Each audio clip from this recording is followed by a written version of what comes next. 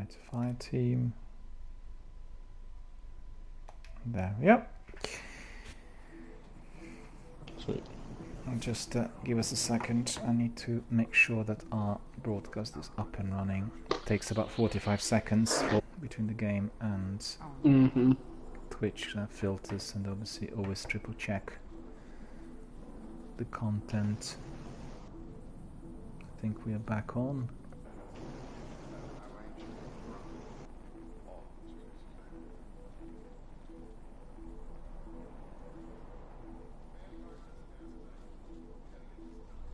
I wish I could talk more, but I am working now after all.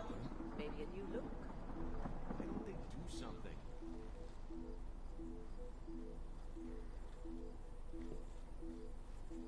Okay, on 3, push. 1, 2, 3. Our inventory is stocked. That address, that tower's empty. My dear friends, we are back. Finally, we were able to get back in. PSN is suffering from some outages, and therefore we were booted. Our picture and sound just simply disappeared, and therefore I had to be restarting my broadcast. We are up and running yet again, and we are going to be doing some Crucible in order to carry on with our quest, or I should say quests allocated as part of Solstice of Heroes. What can I do for you, Warlock? So we have some engrams here. Got another weapon, which is 10 paces. A good weapon. Let's see whether it's more powerful. Will not bring back our lost archives. Some things are finite. 702. 703. Okay. Remain vigilant, Guardian. We may never quite be as safe as we think. So let me know whenever you're ready, and then we can crack on. Alright.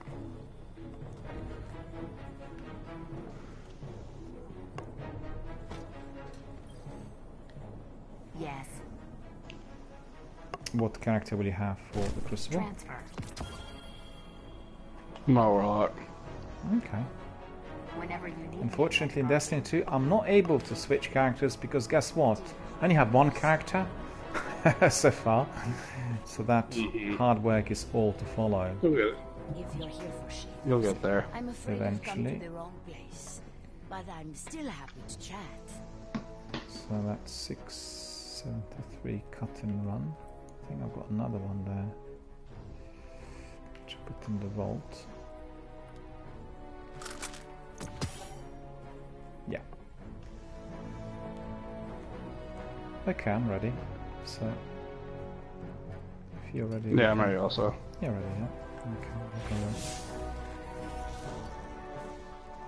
I think I've only done Crucible here maybe once or twice.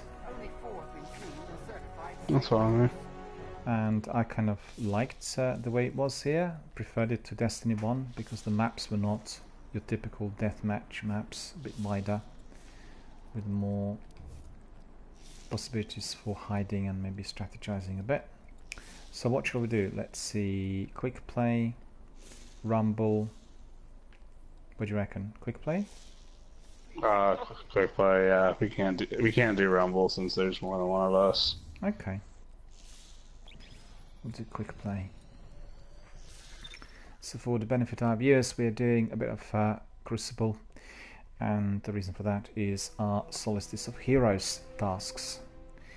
And then after that, we'll go back to strikes, and then I think we'll also revisit European Aerial Zone, as Captain Jack has quite a few quests related to that. What's funny is that the matchmaking in Destiny 2 is not too fast either, which is a bit surprising considering the number of participants. I understand, well, it's not too slow either. Today it worked, but the other day when I was trying it, it did take a bit of time, and compared to Destiny 1, where in fact we're all queuing up indefinitely sometimes, it's not too bad.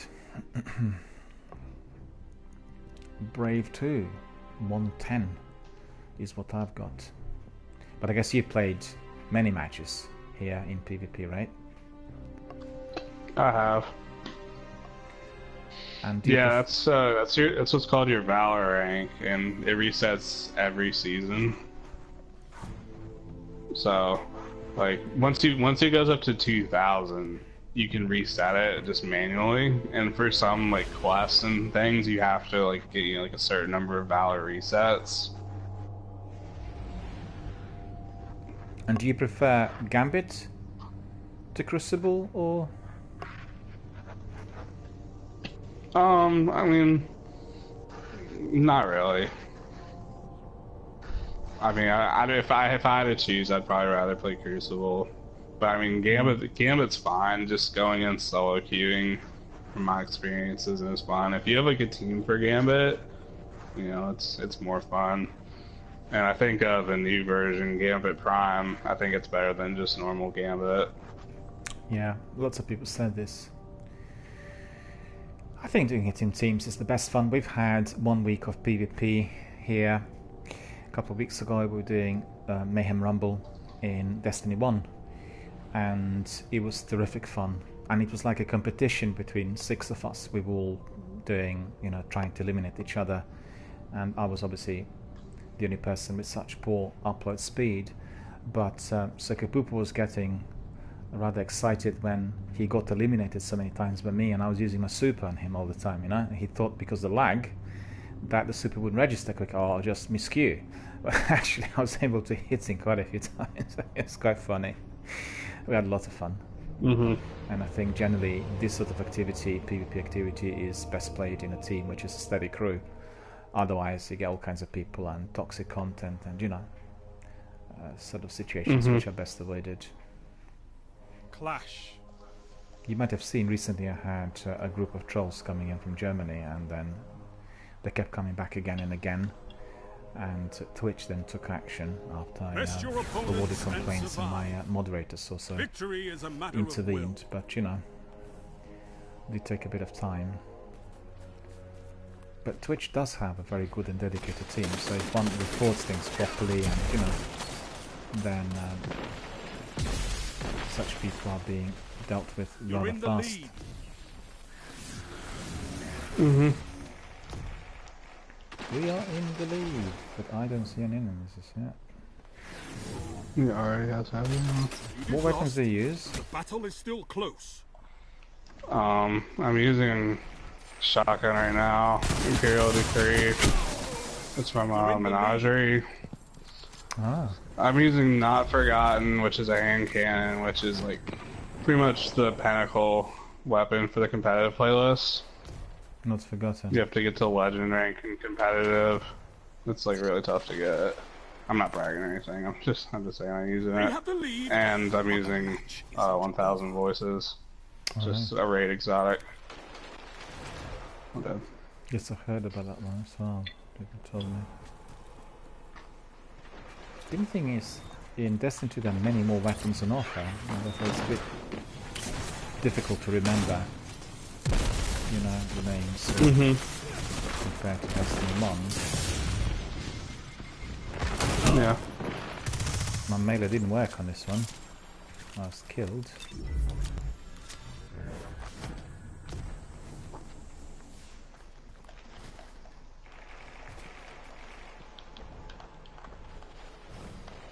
Stop.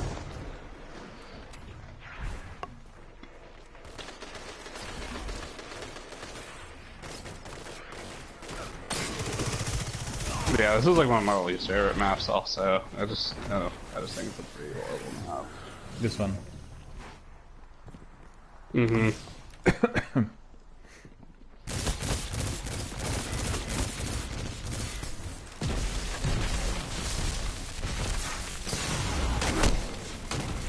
Cornered by 2 guys in there. Scholar's Abyss. That's not bad really, Scholar's Abyss. I like that name.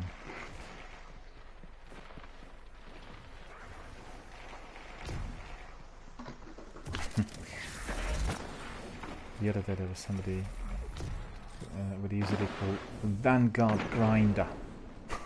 So well. Huh.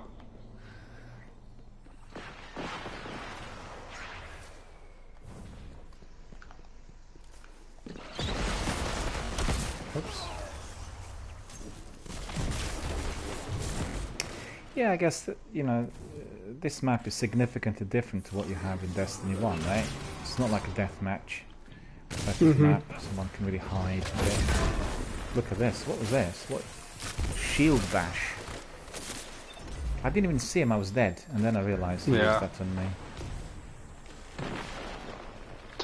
Titans have a one-shot melee abilities on certain trees, and that's the Sentinels.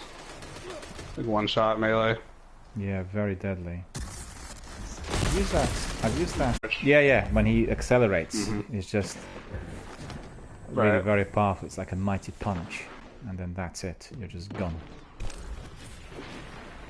And I guess it's quite suitable for this sort of location because you can't be going up the stairs, and you can be just pressing it and using it, and therefore whoever comes your way will be eliminated instantly.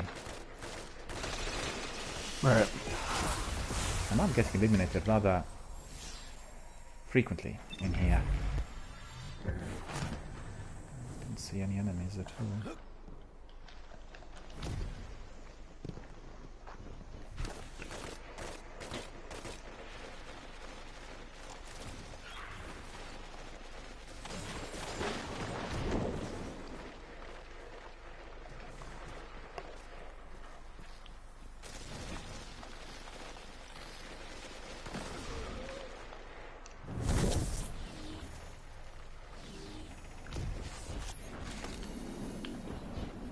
Everyone's crouching, but I keep forgetting that crouching is so important.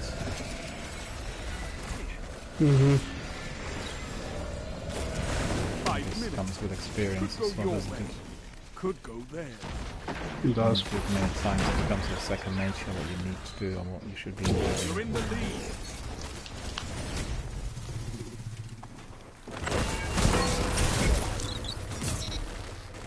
Sentinel shield. Yeah, that's super. It's super me, and it's basically just evaporated.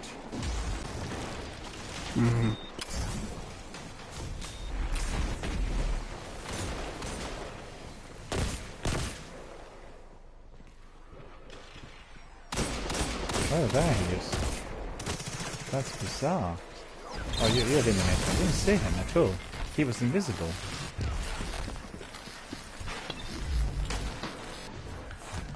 Well, he was invisible to me. But you must have seen him because you eliminated him. Yeah, I Hiding saw in him. a cave, yeah. He was just hiding around the corner. I think because of the lag I didn't see him, you know. He was already dead. By the time the score popped up.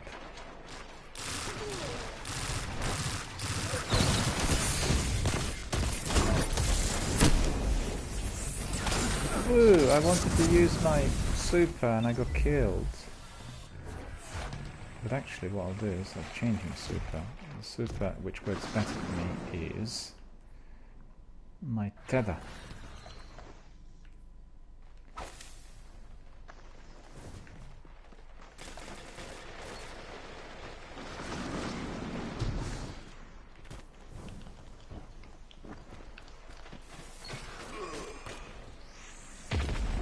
Three minutes left.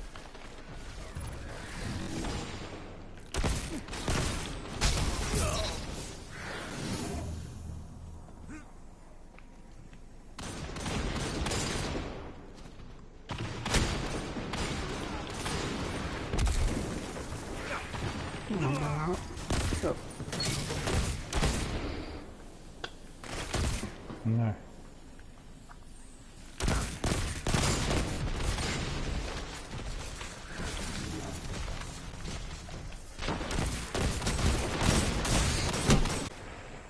Maybe I use another hand cannon. Maybe this hand cannon's no good.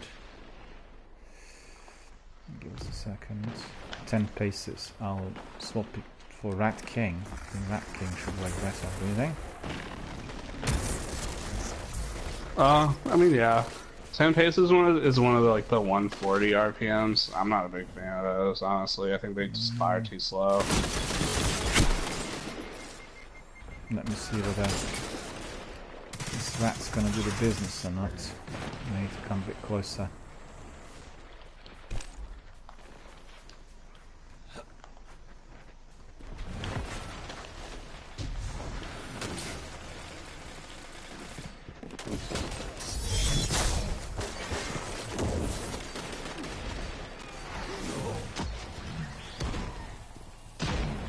Yeah.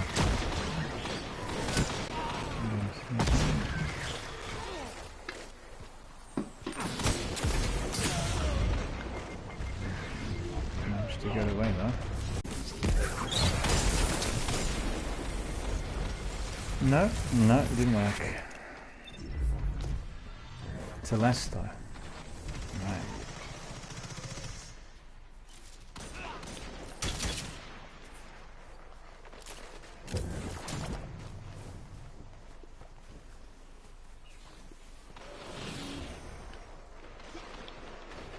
"30 seconds." 30 seconds.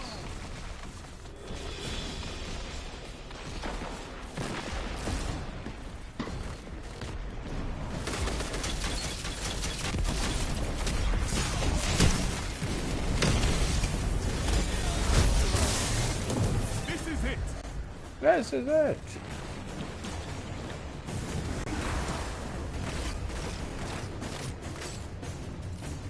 A victory well executed. Victory well executed. Oh! The colony I picked up. The callus? The Good colony. work, Guardian. Or just Your light is the strong. gun, okay. You can, there's a callus for it that you can get from playing in quick play also. Oh. So let's see. Oh, there it is, yeah.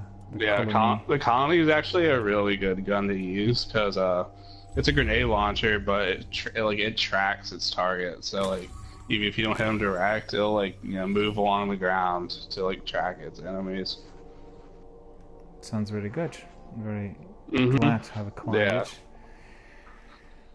We'll do another match and then we'll go to the strikes, because obviously you need to do some strikes for your... Or what do you prefer, the strikes or European aerial zone? I prefer the strikes. If we're Okay. gonna do strikes, I'll probably switch back to my hunter. Yep, yep. Let's I might just take a have... bathroom break before all that, but No worries. Let's just do one more here and then that's we'll fine.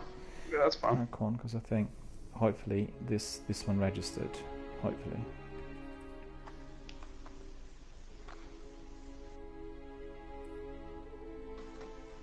Yeah, it did register. Okay, sounds good. That's good. To my surprise, I eliminated 2 guys in there, and I'm not sure when and where.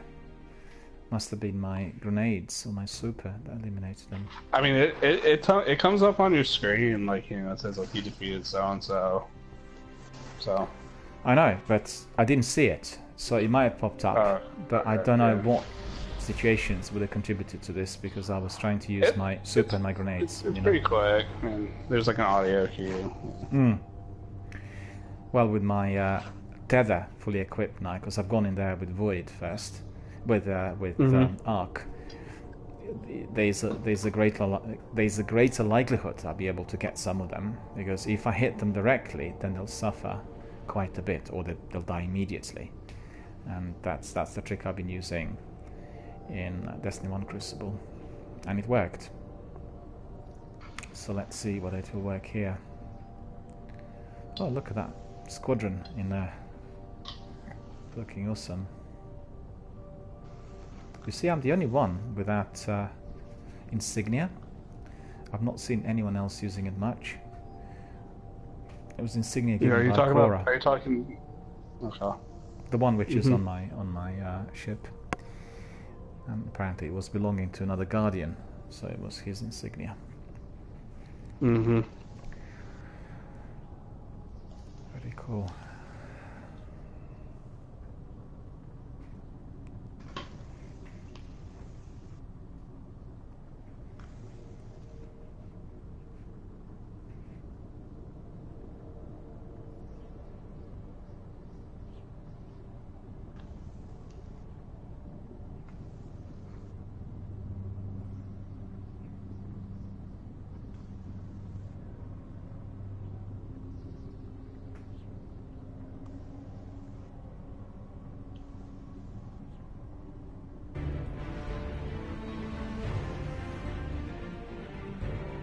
Taking a while to load. Dead cliffs. That's what happens when you play on PS4. You watch people play on PC and it just takes no time at all to load. Really? It's like you can go from like a destination to a tower in like, I think it's like 24 seconds. It's insane. Is that because the graphics are too taxing for the system, or what might be the reason? And defeat your opponents. It's probably a bunch of things, but it's probably part of it. Well, it's the processing power, I guess. Also the quality graphics. I think you said that when you watched Destiny 2 on a PC, it looks a lot better. Yeah.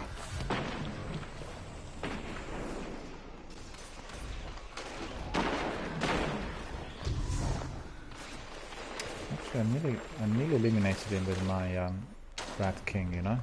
It was fairly close.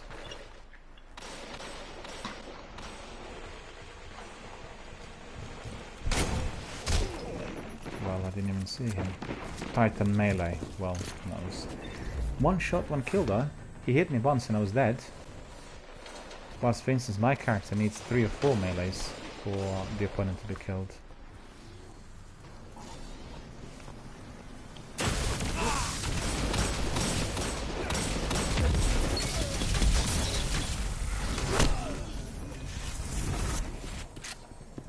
Funny. I used my Rat King on him and I thought he suffered tremendous damage. It shows up as somebody else's kill rather than mine. So it must have been someone else's gun causing all the damage rather than me. Ah, well.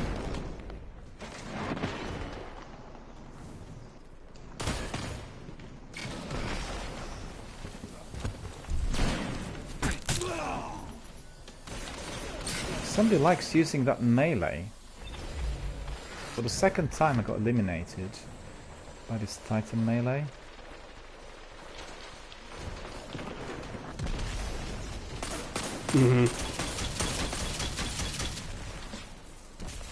What I like about Rat King is the fact it's very fast. It is. You gotta land all your shots though, that's the problem with sidearms. Yeah, plenty of recoil.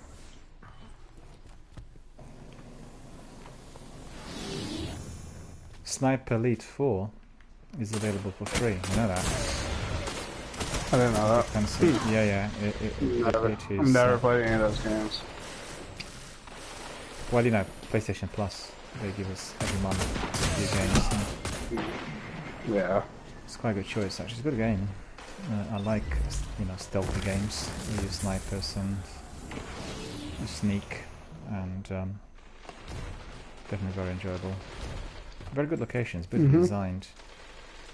I played it on my PlayStation Now services. All of the Sniper Elites are there. I'm not sure whether it's proprietary to PlayStation, the game, or not.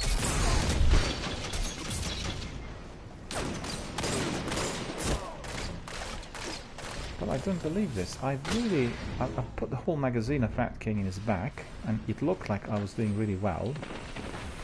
And it's somebody else's kill. Why is that? That's bizarre. I think you probably just got the assist. It probably just landed the final shot.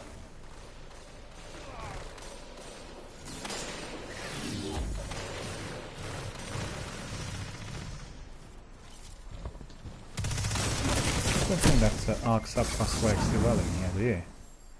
It's a bit slow compared to the speed of some of the players. Maybe if you catch somebody really from close range, but...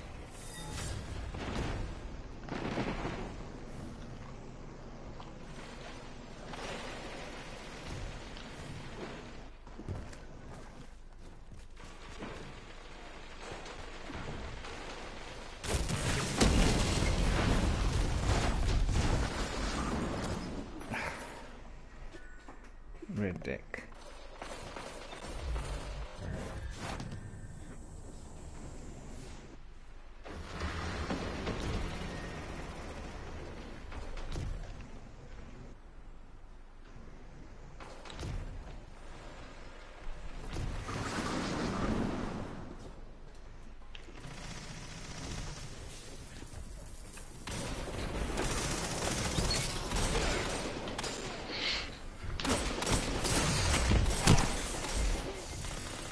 It's too easy for them to kill me, you know, because they can fire randomly, and my path is just, you know, taking hits, and it's just too bad. It's exactly the same in Apex. 5 minutes. Plenty of time to fight. Mm-hmm. Because you could really see that he's firing all over the shop, and I'm just dead. There's no way that he could have hit me that well. Oh wow, that was a good super. Lost the lead.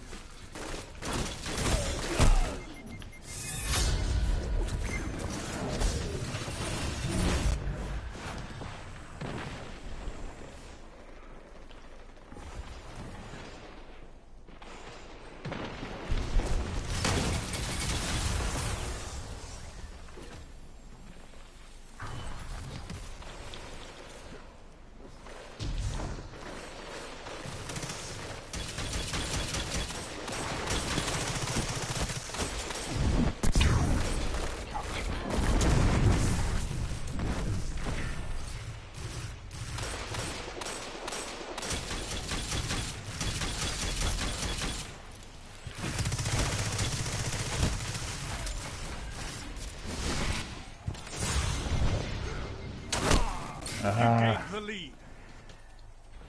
Parcel of Stardust. Parcel of Stardust. What now?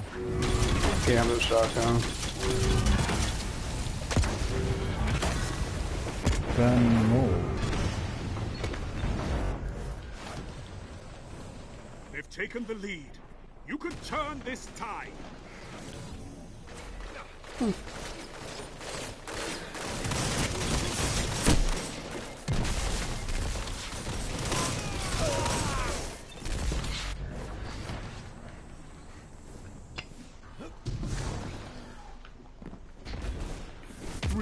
Minutes. It's close. Going the wrong way.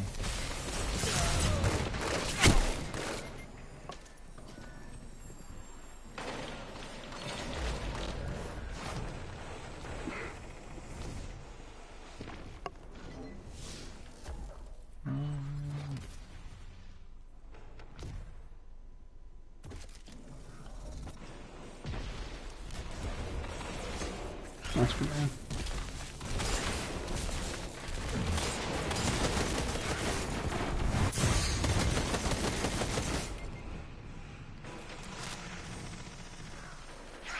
Tonzak's here. Hello Tonzak, how are you doing, sir? Good to see you.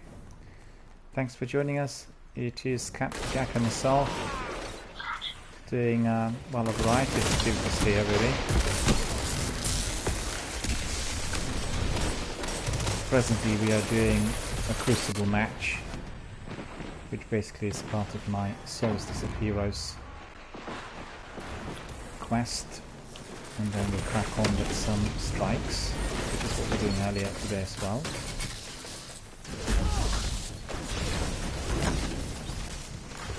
Fist of Havoc. Didn't even see him. Tonzak saying hello to Captain Jack. We're all saying hello to Tonzak.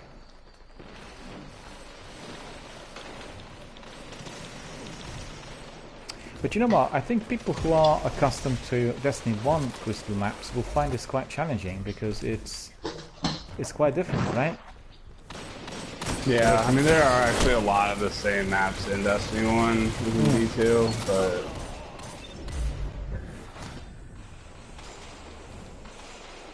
so it does require some different strategy. It's not all about speed, it's about precision, it's about team effort, whilst in Destiny 1 it's all about speed.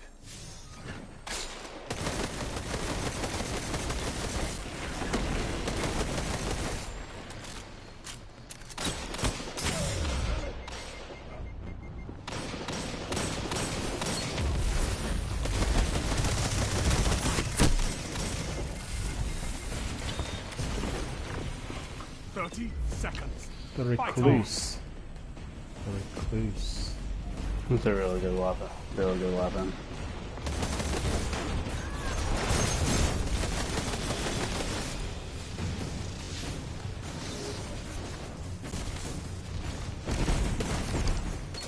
This is it.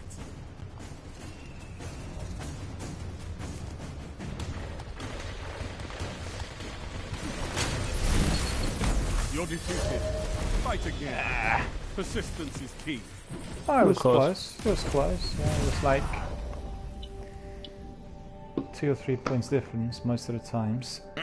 Victory was a Upon hair's success, breadth this away. elemental orbs thing is something I don't know of. We'll return to orbit, and then we'll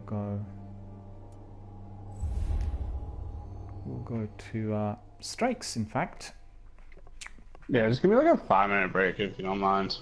not at all. No problem at all. I'll go back to the tower, and then just let me know as soon as you're back. We'll crack on. Yeah. Ton success gonna must use be the related to boys this. room. No worries at all. Ton success must be related to this solstice thing. Well, I'm not actually quite sure myself. Sure that It is. it is. Yeah, Captain Jack obviously knows about it. Elemental orbs. That's what I guess what we are collecting. It's part of some of those quests. And when you look at it here, I have. Yeah, 500 out of 500, so that's quite good. Opposing Guardians defeated 5 of 10. And then 14 in Crucible. And then I have here boots are completed. And then, well, we've done only 2 matches. I need to get to 10. So it's quite a combination, you know, for every one of those items of the armor, we've got different tasks. And some are, I guess, more grindy than others, but it's enjoyable when you do it in a team. And I guess considering that Solstice is 4 weeks long, then anybody who wants to be upgrading their armor will have to be doing it, well, on the daily basis basically, because otherwise it becomes really quite unmanageable, and we all want to have that armor. So very quickly we'll go back. Traveler, when we come back we'll do some strikes, and then we call it a day for today.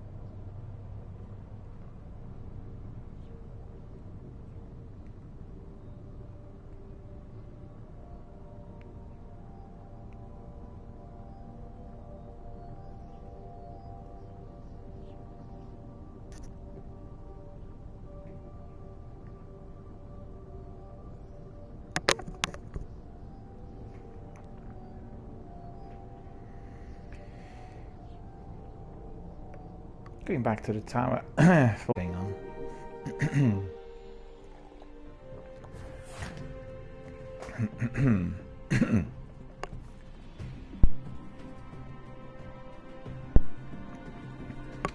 Look at this outfit, looks pretty good. Really good cloak compared to mine, I guess. Right away, Guardian.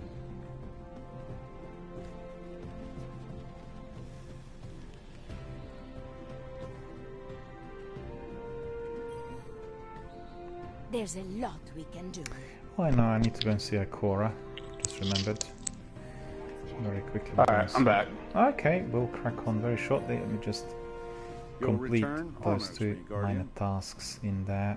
Pick up that emblem first of all. Some gauntlets, and then Ikora I need to speak to. Just remember that I completed all my bounties, so I shall be rewarded. My weekly bounties, that is.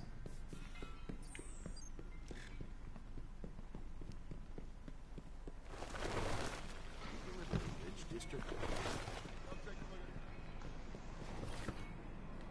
Anything you No. need?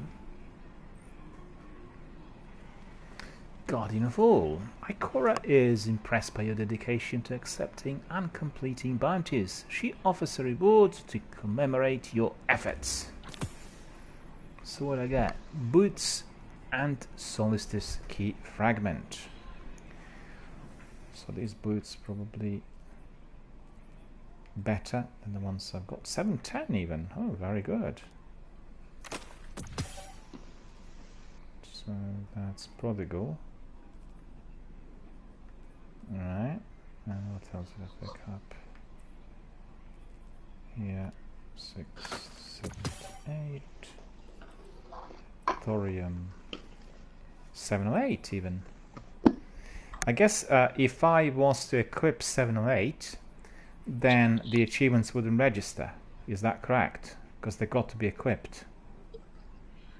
Yeah, for the Solstice armor. Yeah, for the Solstice. Yeah, I mean, if you're doing if you're doing like one for strikes, and you're doing strikes, and you don't have that piece equipped, you won't get any credit for what you do in the strikes. Yeah.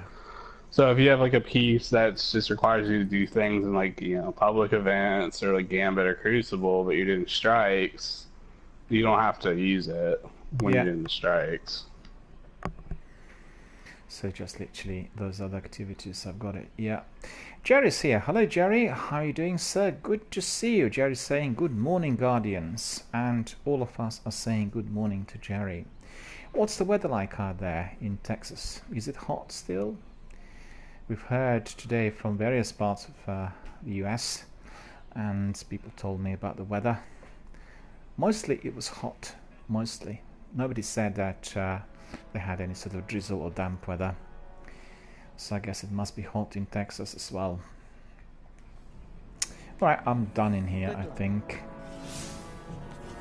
Tonzak Okay. says, good Send me an evening, invite. Jerry. Tonzak is in Australia, and Jerry is in Dallas.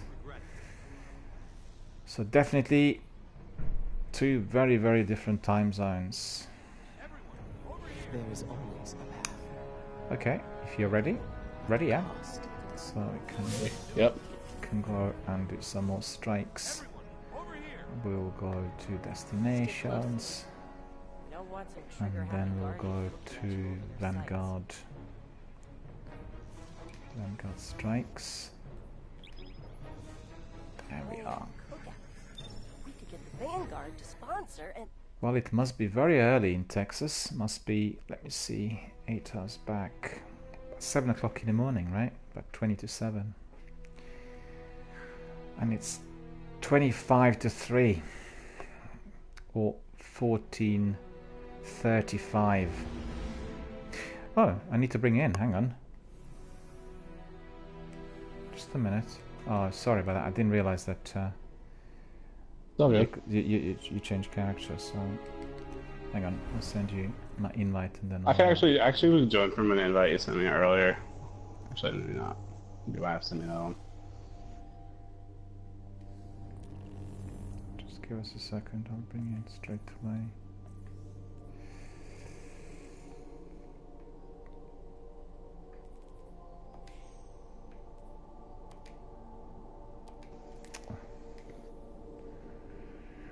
Well, it's very fast in Destiny 2, you know, so I wasn't able to get out quick enough. Usually for a split It's alright. second, and then got in. But what I'll do is I'll just get out as soon as I land, and then we'll crack on with another one from the beginning.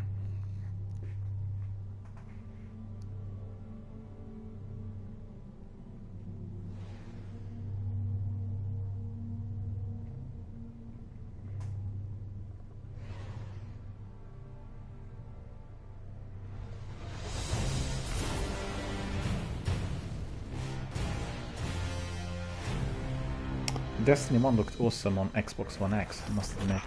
It really did. Oh. Yeah, it probably does look really nice. Vermin go scuttling through your home and you think it was just one. 80-inch screen, you know, it was absolutely terrific. It's so massive. Razor sharp images, so very fast processing, and the speeds there were top notch.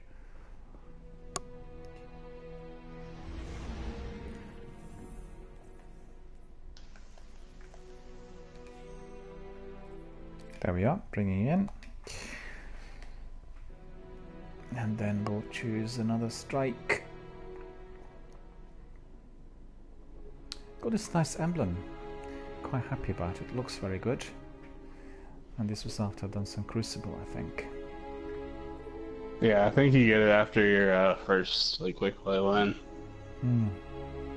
There's one for like competitive playlist also.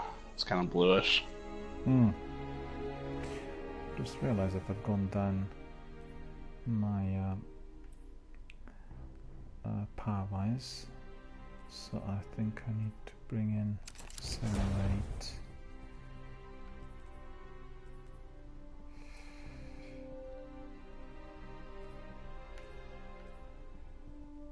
Oh, the colony, what is this? Grenade launcher. Okay. There we are. Back to our Vanguard strikes. Off we go. Let's just hope there are no glitches. Do you need to do... it was pretty good. Yeah, do you need to do a Nightfall strike as well as part of it or not? I don't. Not really. Okay. Yeah, when you get your Solstice armor to, you know, like the purple set, the legendary set. Yep. There's like objectives for each piece that you can do to masterwork it.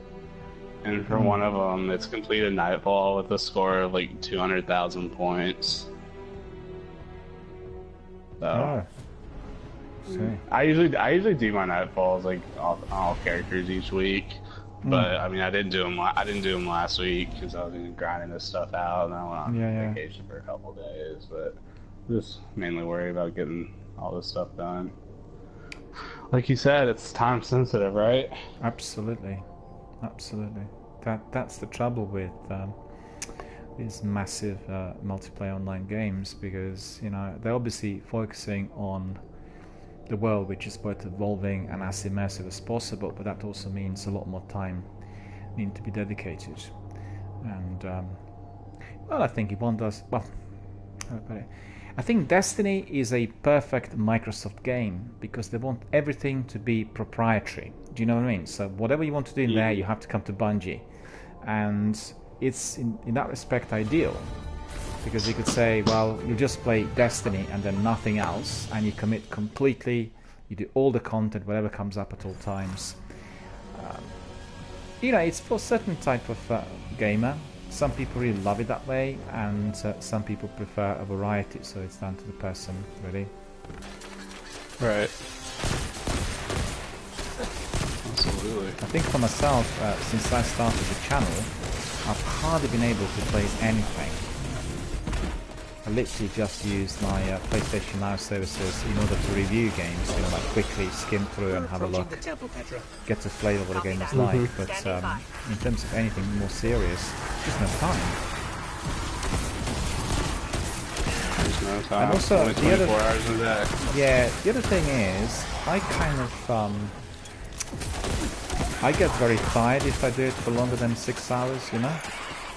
And I find that generally I get really a bit disconcerted and a bit detached, and then there's no fun for me, because I always want to be enjoying the activity. In fact, in the last decade, what I used to do was I play some games maybe for about 45 minutes before going to bed, and they have a very, very good effect. It was like tranquility effect, you know? But generally there were immersive RPGs of that era, if you know what I mean. There weren't shooters or high-paced games, adventure games basically. And you do some, you know, some chapters, and then you feel tired, you fall asleep, and then that's it. but being able to retain attention and alertness is extremely important for me in any video gaming activity, because if I'm a bit tired, then that means not the same thing for me, you know? So I got, Absolutely.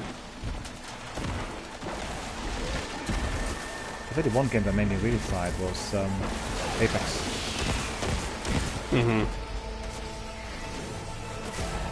I guess PUBG is similar. Maybe PUBG even more, because Apex is very tight maps, but you know, every single match is actually a different game depending on who you're with, and that makes you really quite tired. And it's very kind of performance based. I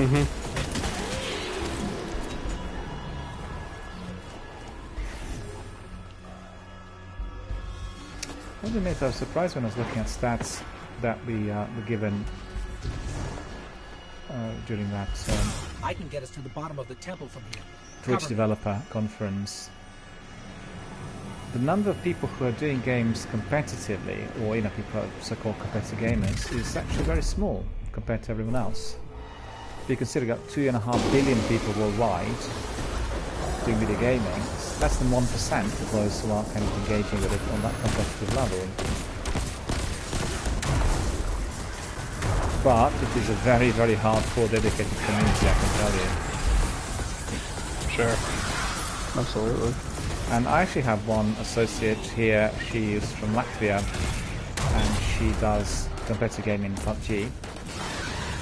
And her channel is entirely dedicated to training. So everyone who goes there is just like being trained, you know? The elevator. So it's a completely different approach to Twitch broadcasting. It's a bit like wanting to be a top-notch footballer. That's the thing. I'm gonna throw you the ball. Turn around. Oh yeah. Yep, got it. Yeah. Thank you. I'll get to the enemy.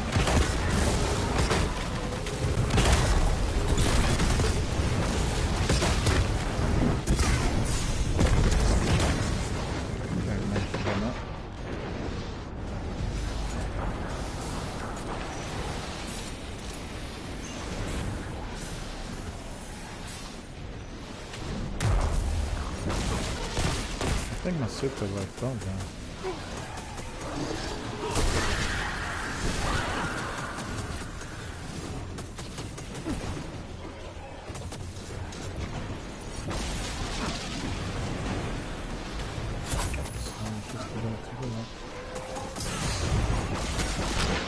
What's happened to my relic? I think he threw it at me. I threw it at one of the bosses. Oh yeah. You can throw it back to me. I'm right next to you. I've got one on me.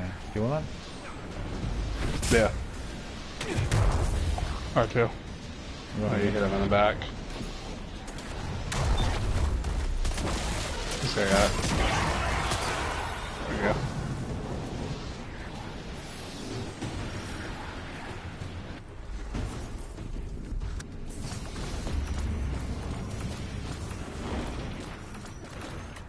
All done.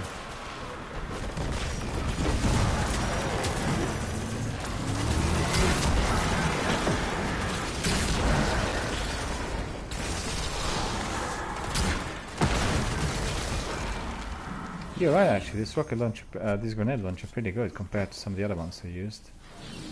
Good range, and definitely scoring. Yeah, and the tracking on it, it's really nice. Yeah, very good. Some of those were really pretty poor, I thought. I'm using them much.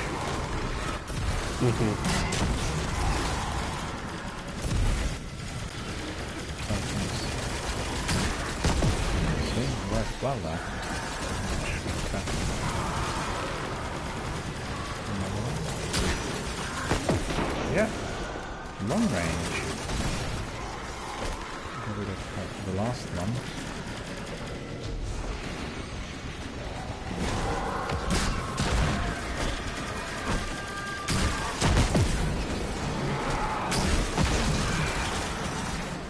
God, I'm rocking in here. That's pretty good. thanks to my rocket launcher.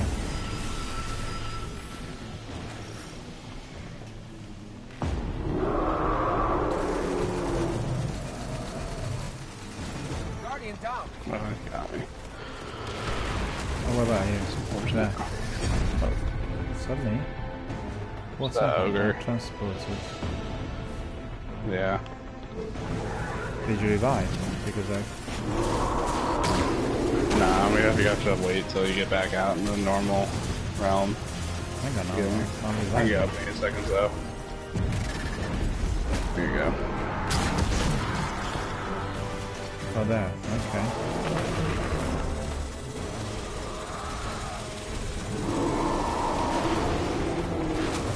Yeah.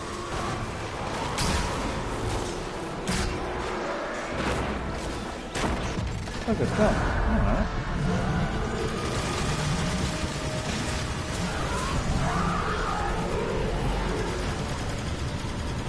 Let's try that teleporter.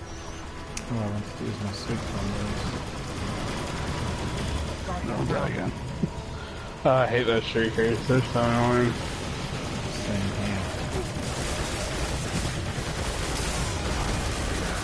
I'm trying to get away, but they're tracking me, and therefore I'm gone.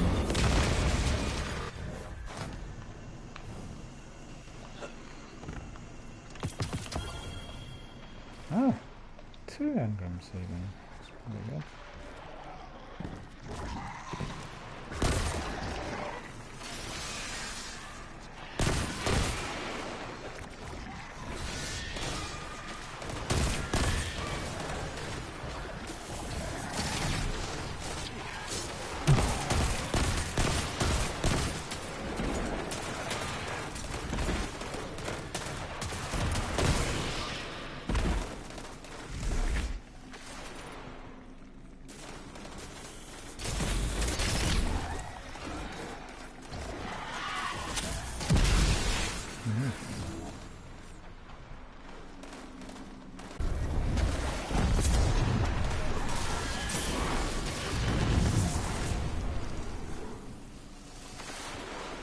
I guess that's my favourite super.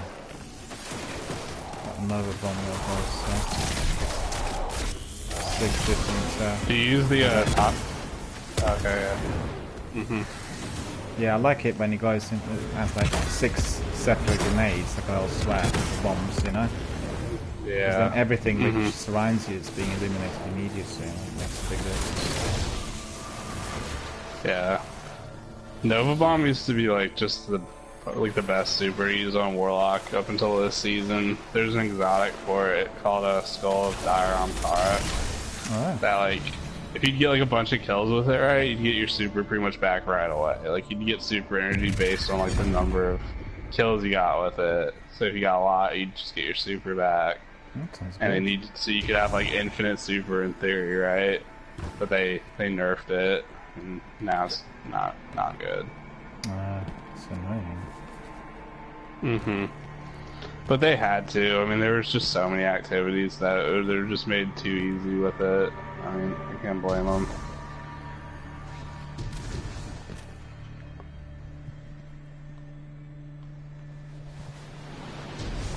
Where do we need to go? It's like a little jumping puzzle. You just jump down on the rocks.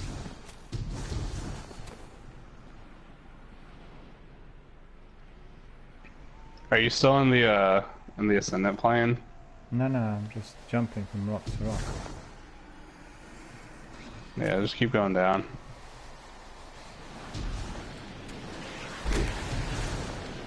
Oh, he pushed me. This blobby. And I survived. I'm astonished myself.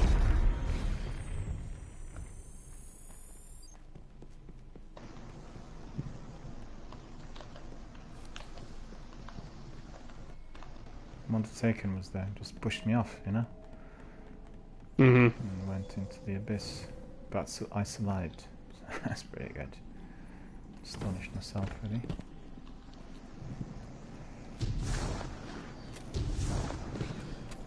But I just generally like jumping in Destiny 2 much better than Destiny 1. I So in Destiny 1, particularly on Hunter, it was definitely troubling. But I managed to get those boots recently from... Bones, yeah. Yeah. Made a Those big, are really nice. I big miss those in difference. this game. Big difference. You just make it so easy. Yeah. It's really nice. Well, I couldn't do anything much on Hunter before I got them. Hence many of those deaths and everything, you know. Sure. I'm being pushed off by another Taken. Right. Thank God. Loads of Taken in there.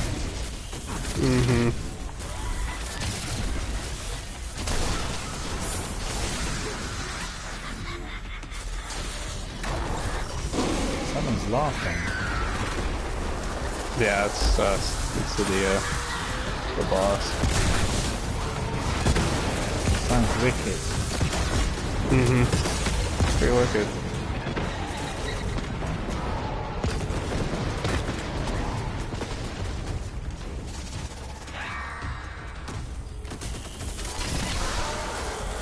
Watch that debris.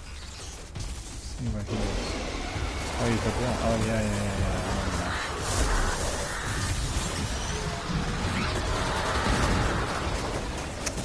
Being pushed again.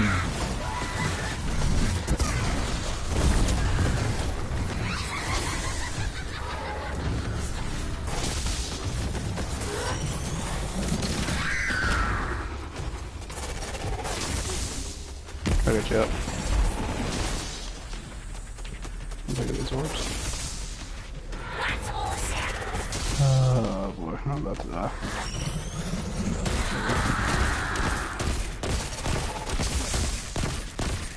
That's this guy. Alright.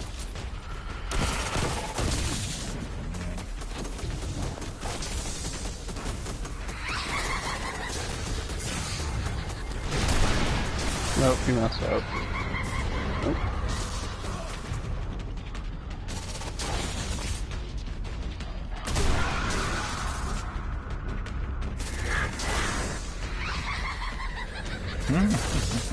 Hilarious, isn't it? I'm not the one laughing.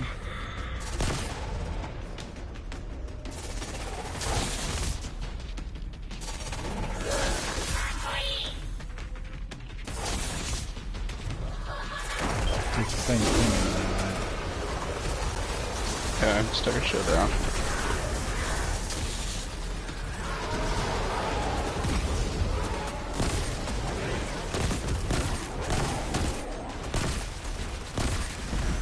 She's escaping.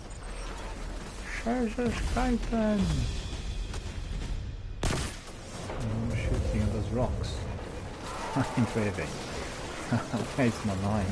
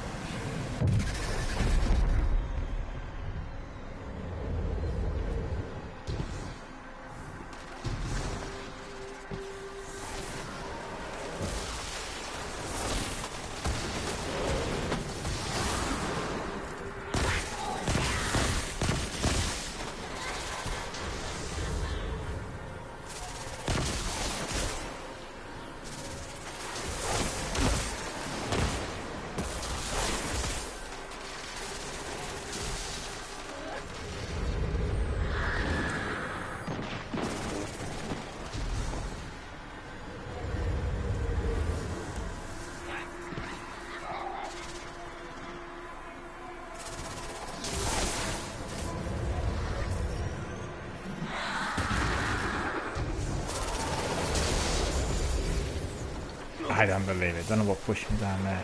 Killed by the architects. Yeah, that's probably just the rocks. Sedia the Corrupted. It's the boss.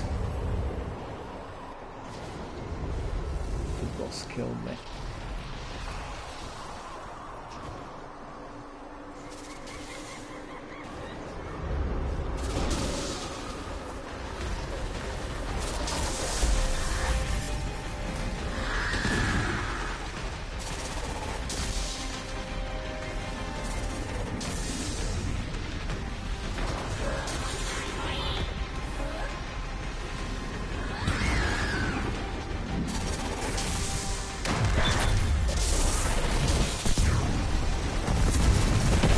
That was good, wasn't it? Close. I was waiting for that shield to break and timed it correctly, and the boss was gone.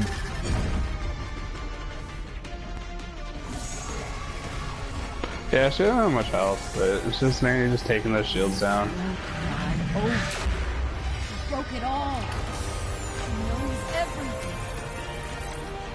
Oh, I betrayed her.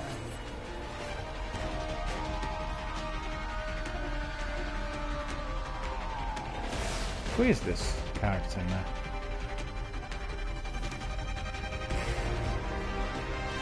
I think I've seen a character before. What character? This female character that was standing next to the chest. Sadia. This was She's one Sadia. of she's one of like the she's one of the Tachians of the Dreaming City, like one of the Watchers, like and Protectors. Okay. Said I don't know if you've done any of like the weekly story missions for Dreaming City, but there's a few other. There's a Kali and a Shirochi. They're other Tachians. They pretty much look exactly like her. I see. They're also raid bosses for the like raid here at Dreaming City. No, I They didn't get know corrupt. any of They get those. corrupted by Riven,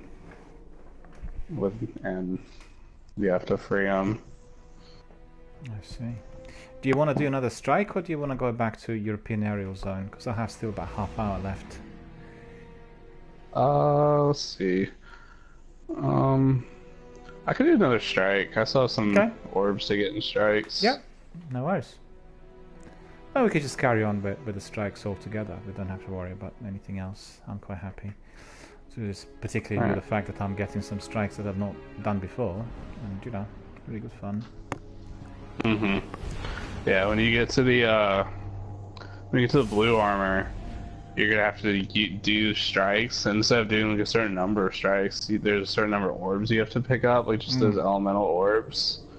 So you pretty much should want to mainly just be like rocking, weapons and a subclass that really corresponds to that orb. So like I have to pick up arc orbs, and if I'm like rocking an arc super, rock energy weapon, rock an arc heavy weapon. And you have to do like 500 of them, and I mean it's a good number. I've done 2 strikes and I have about half of that, but Sounds like a really lengthy grind. Well, there's no way of evading it or avoiding it. Just part and parcel of Destiny universe, really. And I'm trying to think of any other very, very grindy games. I think in Elder Scrolls there are some tasks which are fairly lengthy, but I guess what Bungie are doing is basically introducing a new format to massive multiplayer online gaming, so we can see how altogether it will develop. Mobilizing fire team for Operation. Oh, we're going back there. Yeah. Dog. Why does this say baby dog? I must have forgotten to reboot the strike name generator. Operation Baby Dog? Well, it has a certain ring to it, huh? Yes, baby dog. Well, the strike protocol is already running. Can't stop it now. Devram? Yes, sorry. The fire team Baby Dog. The Taken are polluting the EDZ. We need to determine the source of... I'm sorry, I can't. Stand by, fire team. Oh boy, I understand. Hold on, are you up there or are you... where are you? Yeah, I'm up in the first area of the strike.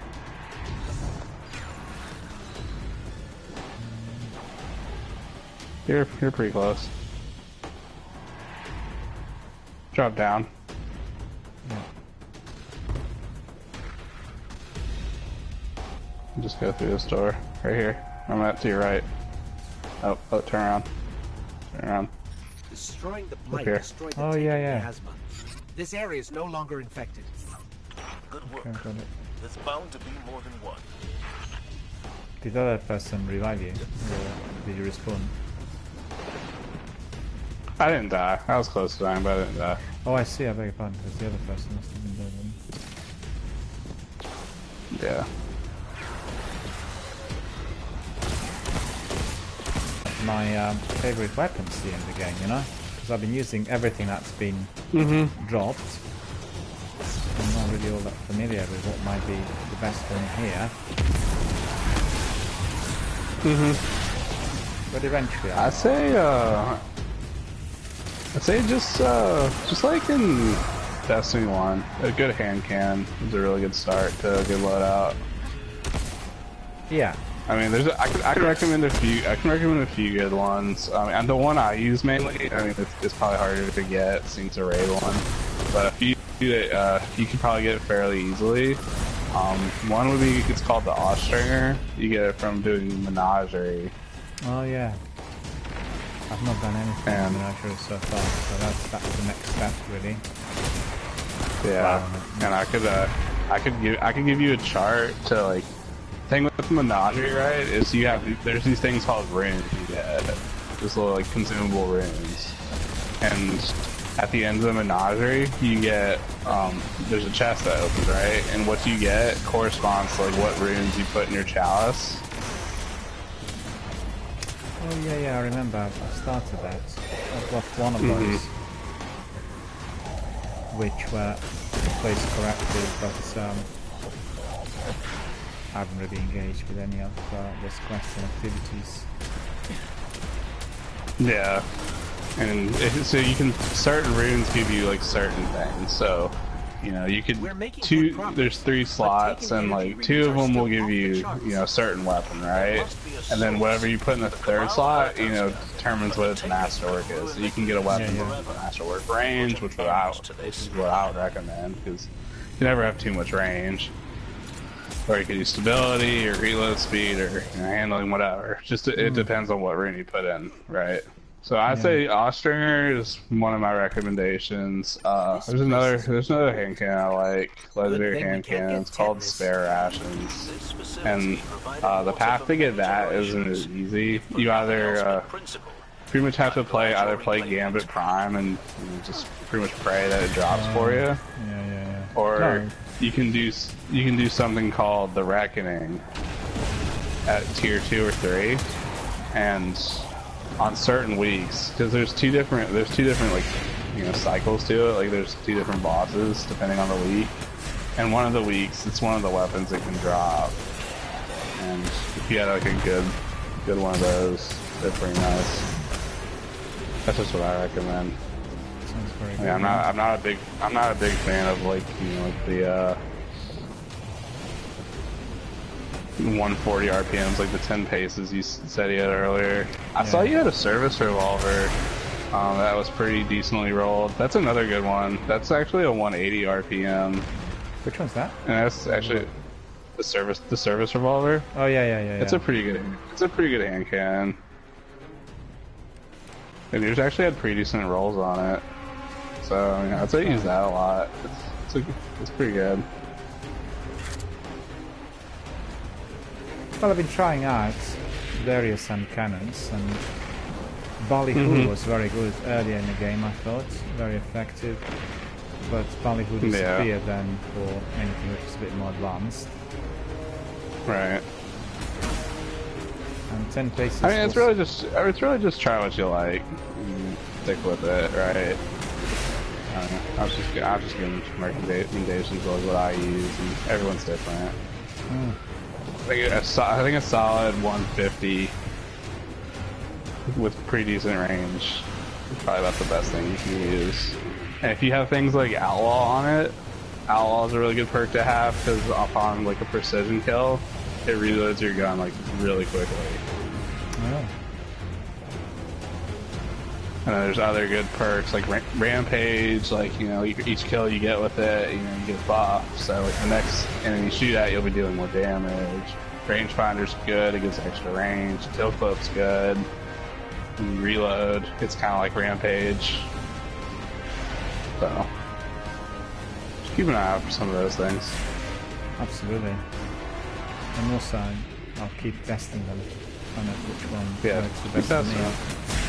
Absolutely. And also what's pretty good is that the vault is fairly sizable, which means I can save also some weapons that otherwise probably would leave.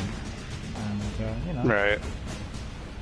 more scope. Trust me, though, it fills up really quickly though. The more you play, I mean, I play this game every day, and my vault's pretty much full. I mean, I could delete a lot of it if I just took the time to delete it. I don't even use it, but it can get an overwhelming task to clean it out.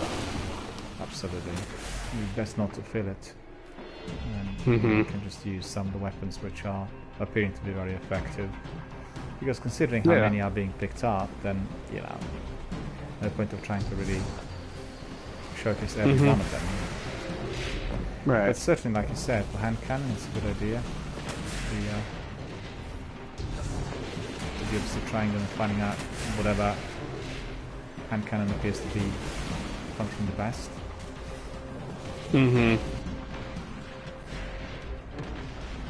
Another good weapon type, pulse rifles. You'll want the slower firing pulse rifles. The faster ones in the current meta aren't too good. So it's really just the slower firing ones. Again, same type of perks like Rampage, Outlaw's good, and Kill Club. I mean, I'd say it's like I'd say scout rifles are okay, but just in the current meta, like they're not really too useful. They're useful situationally, but I'd say for most activities they're not really too good where they're currently at. I'd say the same with auto rifles. Auto rifles when D2 came out were like really good, like, and they had to like nerf them really hard because they had like scout rifle range, you know, with auto rifle firing rate. So. But I mean, they can bring them back, and there's some auto rifles that are still pretty good, like in this meta, like Breakneck. It's a Gambit Pinnacle weapon. It's pretty decent, but it's kind of hard to get. So well, I can tell you, it's a big grind to get it. I'm a creature of habit, which means once I find my ideal loadout, I'll just resort to whatever does the business. Fishy to me. And you'll get people who really enjoy trying out different weapons, and you know, this is what Bungie wanted them to do as well, producing infinite loot and then try out all different bits. But it's a bit like anything else, isn't it? When you know that certain selection of weapons is going to be providing you with the best results, you just resort to those. But then again, there are lots of activities here which can be which can be used for showcasing, and that makes it even better and more interesting. You know, one can just go and do spikes and then try to say today we are showcasing all the hand cannons in the world, that sort of thing. You can just enjoy it. He didn't actually die, and I've used it really from very, very close range.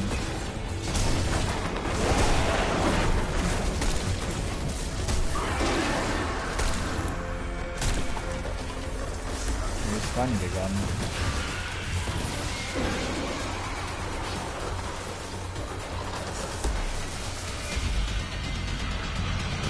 Things like bows also, like, you know, they really situationally used. I wouldn't use them for things like strikes. Like, I mean, they're just too, I mean, just, you know, they don't get the job done that quick, right? Like, well, that's exactly what the problem is. Yeah. Meanwhile, contamination is clearing across the well, I mean, they have aspects in this game where they're really useful, like just really situational things, but just you're doing stuff like strikes and stuff. Like, you don't need to use that. But this is what Bungie also wants the gamers to do. They said they'll be focusing more on this sort of situational approach in those chapters to follow, because what they want is for people to be using a specific weapon in a particular situation. But to tell you the truth, bows are attractive to look at, but considering what you do here, there may be some situations, but overall I find them to be troubling if you want to get a certain kind of result quickly, and other weapons work better, like for instance very good fusion rifles or snipers. And I guess it's attractive to using arrows with arsenic or something that's going to explode and, you know, looks good. But again, it depends on player preference. Anyone who's played Dragon Age and Elder Scrolls will always resort to you know, swords and bows, and it's just that kind of itinerary that you would have in those types of RPGs. And I think it's really good they combine the weapons which otherwise are not really sci-fi specific. I quite like the idea. And particularly they appear to be very effective, like for instance Dark Drinkers episodes. And definitely thumbs up for that. But mind you, they spent a lot of time analysing it, and they're very engaged with the community. And I'm so glad to see that Activision were gone, because Activision, you know, like any publisher, they have commercial interests, and they can simply ruin a terrific game. And you can see that everything they're introducing at the moment is just basically to solidify that divorce. Like for instance, Eververse Store, it's all going to be gone. And they will have a lot of pressure in maintaining, you know, this degree of subscriptions. And I think in the longer run they'll have to be introducing continuously some new content and reworking the story, because at the moment they'll take more of like an RPG direction for story to be, I guess, expanded on. But they'll have to see whether your original hardcore Destiny 1 veterans are to embrace this, because I know from my community that people who are not keen on RPG generally. They want to be, you know, doing FPS. It's go time. But as long as they're providing choice, like everything, you know, something for everyone, then it is definitely going to work, because somebody who doesn't like RPG doesn't have to be forced to be doing it. Maybe they just go through story missions once, and they'll have all the other activities like Gambit and, you know, Menagerie and seasonal content. And plenty of activities. One can't complain about that. I mean, I think Destiny is very, you know, it's kind of like, you know, how much time you put into it, it's what you're gonna get out of it. Like, you can't expect to be a person that just goes through a campaign and really get the best stuff. I agree. You're gonna have to do the most, like, grindiest stuff, least fun stuff, just to get the best stuff. Yeah. That's just how it, I mean, it's how it, I think that's how it should be. I agree. I think in year one it was a lot more like, you know, you don't have to play as much to get the best stuff, and I think people hated that. Absolutely. I mean, the vast majority of people. So people absolutely complained about it at all times. So, well, this is just not on. And also, they were deviating from some of the core values of the original, you know, and that's always a shot in the dark. But I actually watched the documentary, the broadcast, a couple of months ago. It's about 2 hours long, and they said, well, it wasn't our intention to make it so easy, but we were thinking about the next step already. At the time when the game was released, we didn't actually have that technology to be able to do everything cross-platform, for everything to be as immersive or as kind of team effort as possible. So we had to leave some loopholes for that to be filled in later. And I guess, like any other company that have pressures, if they were to be delaying the game, you know. So the idea was release it. Right. Everything 2017, so 4 years later, right? 2017 they released it. They could have waited another year, but then, you know, the concept they're introducing is significantly different to what they had in Destiny 1. So the idea was, no problem, we'll do it in chapters, step by step, we'll get there eventually. And to tell you the truth, lots of people who have not played Destiny 1, they just dived in, you know, and played Destiny 2 from the beginning, they have fewer complaints. Because they're not engaged with the original, they were not aware of whatever was on offer previously, and that was it. Right. I watched one stream. A lot of people that didn't play Destiny 1 and picked up Destiny 2 probably still don't still play Destiny 2. Like, you know, they played it for the campaign, did some strikes, played a little PvP if they wanted to, and then they said, alright, move on to the next game, right? Yeah. But also had lots of people popping in recently. A lot of the hardcore players. Yeah. A lot of people popping in recently saying, we're not all about Destiny 3, we know the story. And there was an article published, which I believe was created after a leak. And, you know, they said Destiny 3 is going to have this story, we know exactly what's happening. When in fact, this is just literally a sketch on what is to happen in DLC and all the additional content. It's funny they have people believe all kinds of nonsense and rumours. And I always say to everyone, if you're interested in what's happening with a particular game or product, or let's say film, you need to go to an educated source. You go to the publisher or distributor, they'll tell you exactly what's going on.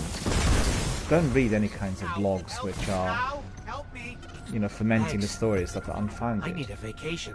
And unfortunately, people do that. So Destiny 3 is under question mark. Presently, they're not sure. Jeremy, they're not sure whether they will. Well, firstly, they're quite certain they will release a third part of the trilogy, but they're not sure, you know, what format it will have and how it will be delivered. Because Destiny 2 and the DLC and the seasons are the utmost priority. Would you not agree that the recent seasons really paid off in big fashion? Yeah, I think a lot of people, when the annual pass came out, they were like, "Oh, it's just another money grab by Bungie. That's all they do is just, you know, just grab your money or whatever." But I think that the model of, hey, every 3 months there's going to be new content. Like, you know, whether you like it or not, it's, you know, just up to you and your interest. But every 3 months there's going to be new stuff, and you know, that's better than just. I think it's better than definitely how Year 1 was, but I think, you know, if they did it going forward, it's probably still the best model. You know, it keeps people engaged, and you know, even if you know you play it for a few weeks, and then you just like, all right, I've had enough of it, I'm putting it down. In a couple months, it's just oh, there's new stuff to do. I'm gonna try that out. And play it for a few weeks, and a couple months later, oh, more new stuff's coming out. Try that. Yep. That's just my opinion. But you can see that the model's been embraced by the industry, because you have the Division 2, they're doing exactly the same, obviously in a different kind of environment. Fallout 76 and Anthem, they're following the same model. I mean, Anthem's really suffering still from all the problems, but just during this week, they did release their first proper DLC. Cataclysm it's called. See what those darn fallen are up to. And it looks good, you know. I think Anthem is going to be very good in due course. The only question is, and obviously the communities are very divided on this question, whether Electronic Arts will help them with it, whether they'll be able to sustain those problems indefinitely, because it's already been more than 6 months, and you know, everything said has not materialized. And although the game is developing in the right direction, there are fewer glitches and technical problems, but all that bad publicity didn't help, you know. You know the way people are today, they're just so... Just on one, just killed it. Yeah. And particularly some of those press releases. Because Kotaku were running serious dirt on BioWare, which is completely Anthem unrelated. You know, they got some feedback from a few interns and begrudged employees, and they came up with all kinds of stories. And to my great surprise, BioWare just accepted it. They didn't take legal action or anything. You know, so well, we recognize that perhaps we did not treat our employees correctly. I thought, hang on, this is complete nonsense. The way it was written was purely malignant. Bad intentions in it, you know, they just wanted to ruin the whole thing. I hate that kind of so-called journalism. It's just basically sleaze. It's dirt. And if it's unfounded or blown out of proportion, it's criminal. I mean, try to think the money, time and effort that people put into that game. It's a big team of about 200 people, both in Canada and in the US, working on it for like 6 years. And then you come up with that sort of nonsense. And people read it, and unfortunately people even believe it. Which is the tragedy of it, you know? I really hate that sort of thing. Anybody who's not been involved in private business or building some entity, you know, will not know anything about it. And unfortunately, the people who write such rubbish are your 9-to-5ers. They're paid by somebody else. They don't care the slightest, you know? That's the tragedy of it. That's the way it is, you know. I mean, they gotta make a living, and you know, what sells better than good news? Bad news. Yeah, that's right. Well, at the end of the day, I can accept the bad news. I don't blame them so much. Vijay, I can accept the bad news if they have some sort of tangible grounds. But with that completely invented, if people come up with something which is, you know, just purely dirt, you know, to ruin a company, well, that's just definitely not on. But at the end of the day, you know, anyone who works in this industry will tell you.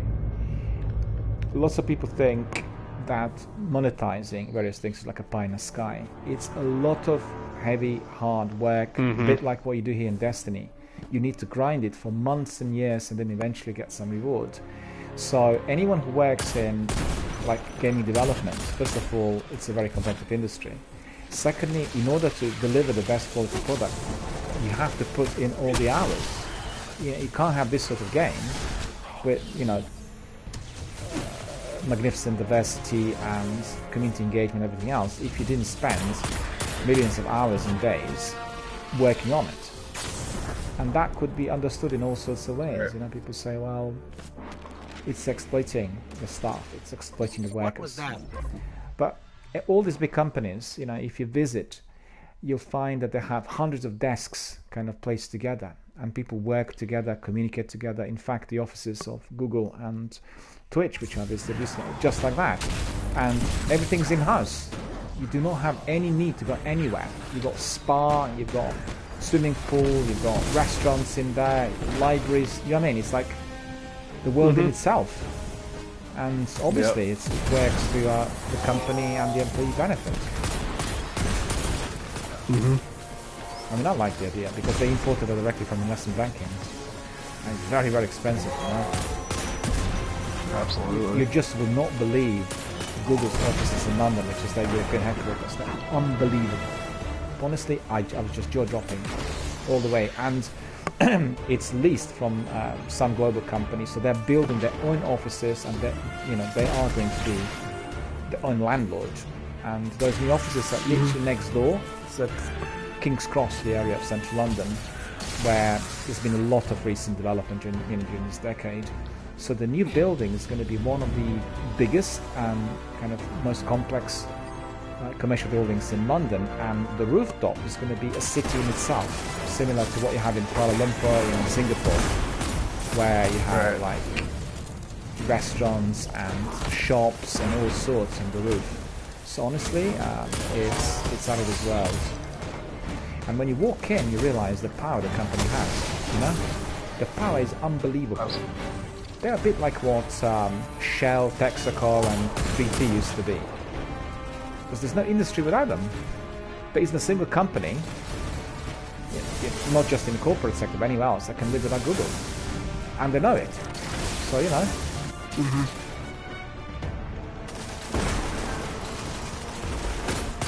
But honestly, the office is incredible. I might watch it. I couldn't believe how incredible. I mean, it's not just how sophisticated they are, but the way they use space and the fact they've got everything there.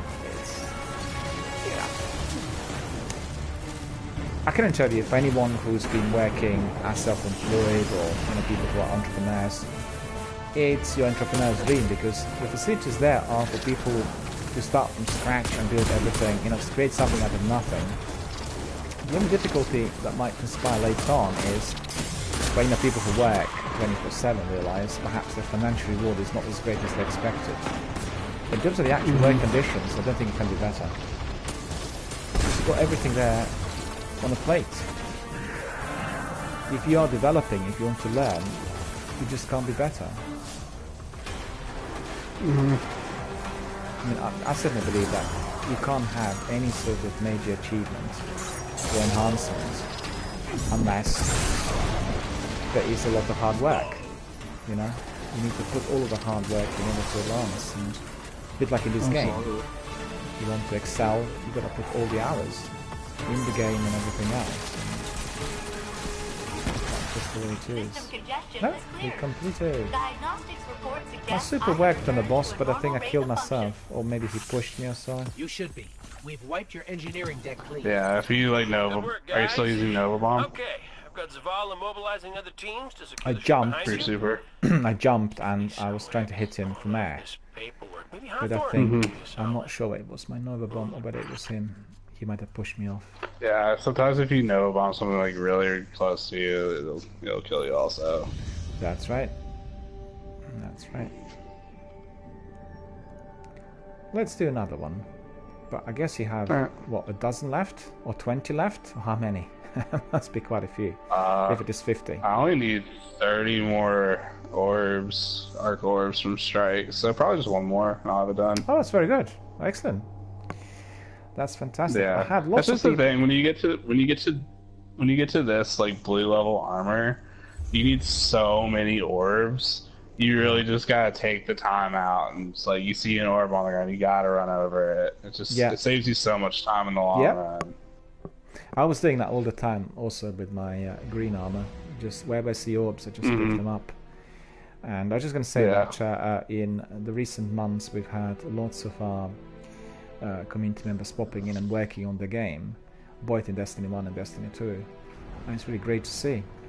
I think the community is growing and expanding, and lots of people are building the second and third character. I have quite a few veterans who are playing maybe Titan or Hunter literally throughout for several years, and then they want to really build all of the 3 characters before the new chapter unfolds.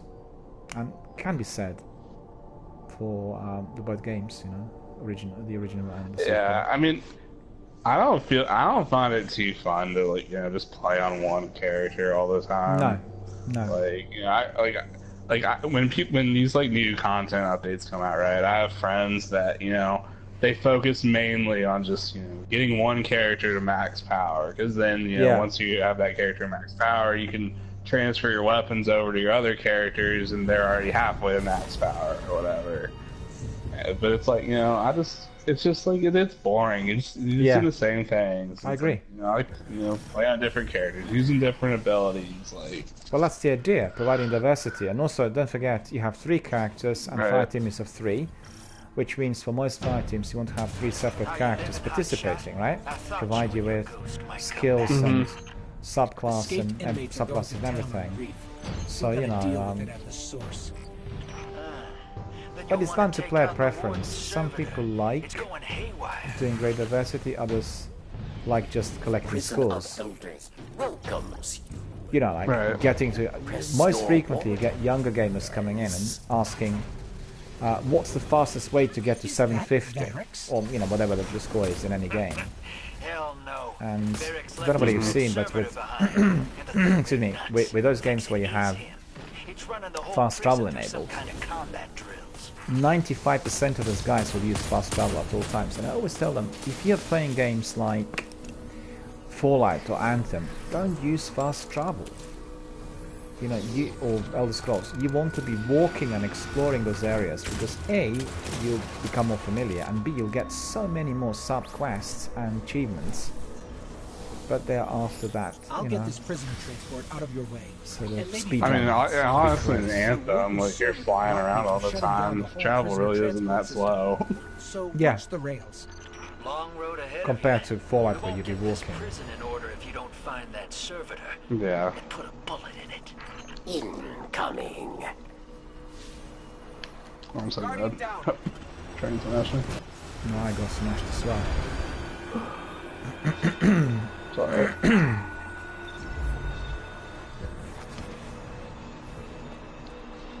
What's the best way to get there? Just to run? And to get underneath? Yeah, and the trains are gone now, so you're good. You just need to, when you get down to this next part here, you can get on your Sparrow actually. And they come on alternating tracks, so they'll come on the left side first and the right side, and you just dodge it. Yeah, and then right. I'll show you what I do at the next part. I actually don't see many people do this. It's kind of a little cheese. Oh. There's these rails.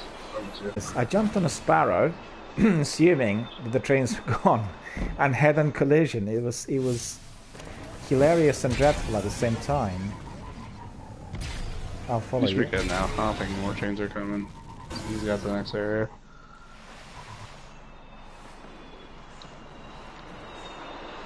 Yeah. So for this area, just watch out for this first one. It's coming up. Yeah, this should be good. What I do is, you see these little rails above the tracks? Yeah. I actually jump on these. And I did that early on. You can take it all the way to the end. Yep, I did exactly that. I did that early on when I was in a strike for the first time. And I thought, because you can also run, it's the best way. And you obviously evade trains, and that's just when you get to this section. I think In that first section we couldn't do this. We have to be avoiding trains. It's only for this section. Yeah. But it's the best way because you're elevated, there's no danger. Right, you're not or going to run. get smashed by any of the trains. And that's it.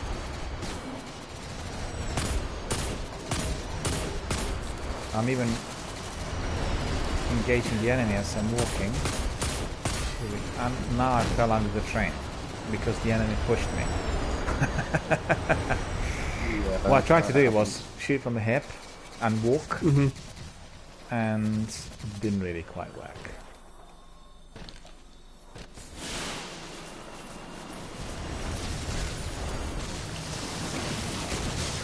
But this is definitely a very good way of doing it. I would say another really good weapon type to use, especially for your energy slot, is fusion rifles. If you have like a legendary fusion rifle, I saw you were using a main ingredient earlier. Yep. They got a really big buff coming this season, like almost like 100% damage bonus. They do a lot. They do a lot of damage, so they're good. I mean, of course, shotguns are really good. You know, shotguns in any game are really good. There's actually a shotgun. There's actually a shotgun from Escalation Protocol. If you do it enough times, you'll get it eventually. I actually still use it because it's still even this year, it's still really good. There's really good perks on it. What's it called, that one? It's called the Ikolos shotgun. Okay. It's like Ikolos shot SGV 1.01. It has like one of those real technical names. Yeah, there's 3 weapons from you can get from EP. The shotgun, there's a sniper, and there's a submachine gun. The other 2 are kind of whatever. I mean, it's just with the the random rolls on weapons you can get now, they're not too great, but the shotgun's still really good. Mainly because it has this perk on it called a trench barrel, where if you like melee, like if you punch an enemy first before you shoot it, it gives you increased damage with like your first 3 bullets. So yeah, and there's other shotguns in this game that you can get with trench barrel on it. I was actually using the shotgun Crucible earlier that has it on it. There's a shotgun from one of the raids that came out in the annual pass that carrier version has trench barrel on it. I mean, they're both kinetic shotguns, but same fact. What was the weapon you used on the boss? On the boss, I was just using a fusion rifle. It's called loaded question. This arc one. It's a Pinnacle Vanguard weapon. Wraith captured some Red Legion. You left the Cabal scattered. That was really very effective. It was one shot, one kill. You probably have a quest for it. It's the one where you have to use get like fusion rifle kills and strikes, and you have to do like 40 strikes. And it's really good. Well, the fusion rifles I used in Destiny 2 were really good overall, and very effective, like you said. They were causing a lot of damage to the enemies, so I've been using them quite a lot. Perhaps even more than in the originals. Yeah.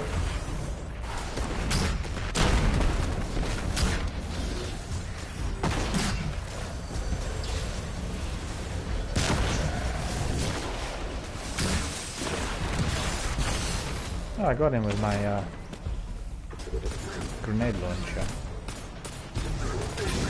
Grenade launcher is probably the best one I've had so far. Colony is a really good grenade launcher. Yeah.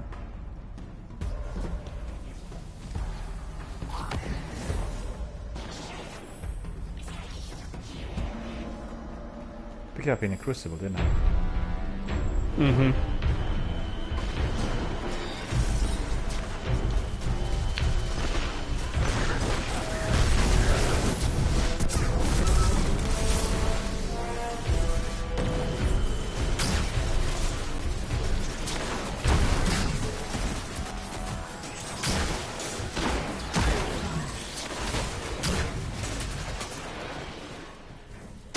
Laggy in here, I think.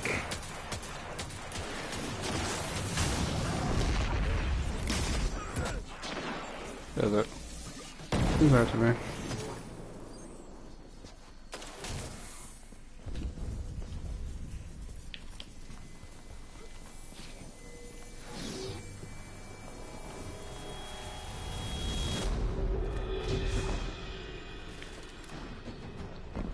What was that? Dismantle mines, yes. It's a sports can. Do you want to use it? I'll drop it for you. Oh, I see. No, it's okay. I obviously I saw something glowing. I wasn't sure what it was. Now I remember. Yeah, I always pick that up because mainly you have to pick up the sports can just get the enemies out. But I like to use it. It's pretty easy to use. Just roll it.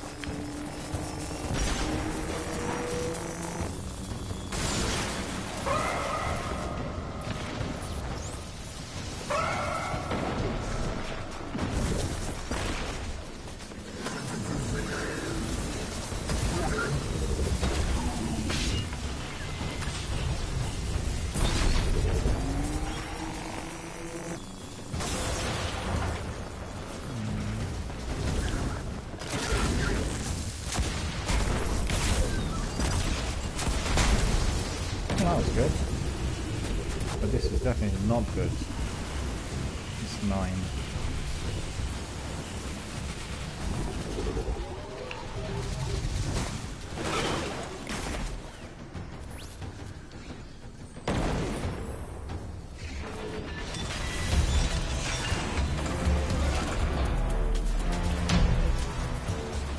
You face final round.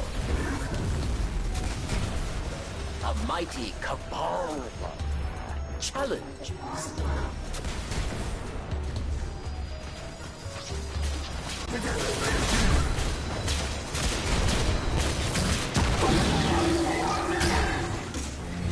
Pretty good.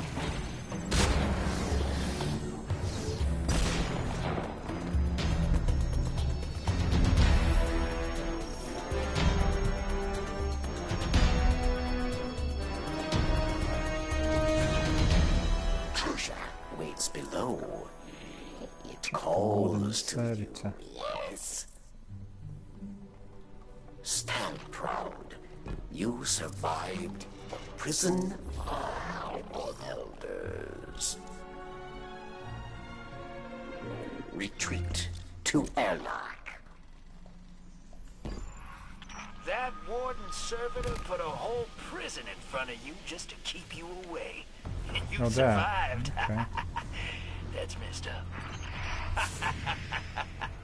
Looks like the trickster left you a present. Look at that, I can't get in. But she made Yeah, me I'll laugh. open it in a second. That's the backup control room, where the warden's servitor keeps his closest friends and angriest inmates. Good luck. That's well designed.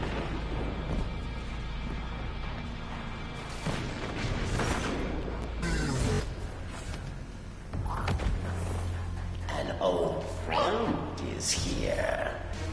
Judgment at hand.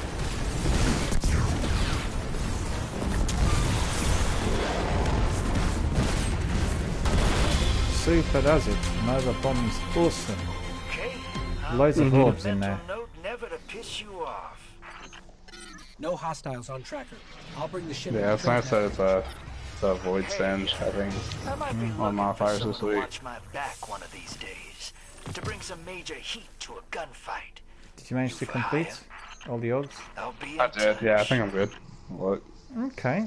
So what should we do for the very end of my broadcast? Shall we go back to European Aerial Zone and do a bit of stuff in there? Yeah, I can probably do one of them. Okay. Because I need to get some of that for my bounties, and I need to just change my subclass.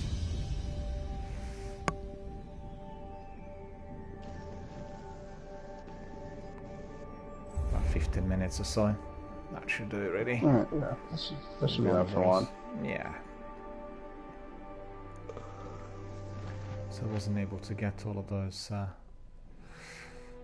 kills earlier.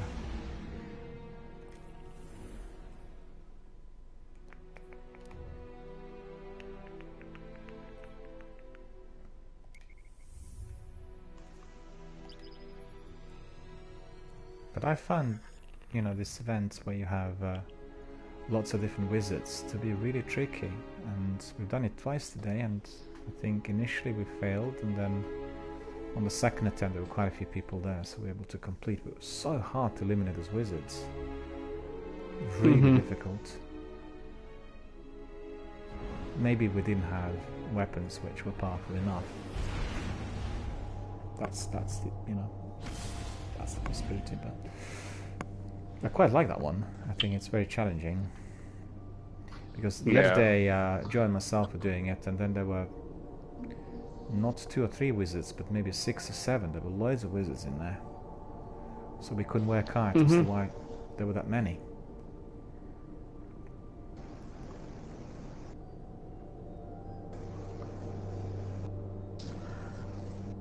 Yeah, when you get the blue armor set, one of the things you'll have to do is you'll have to kill 100 mini bosses in the EAZ.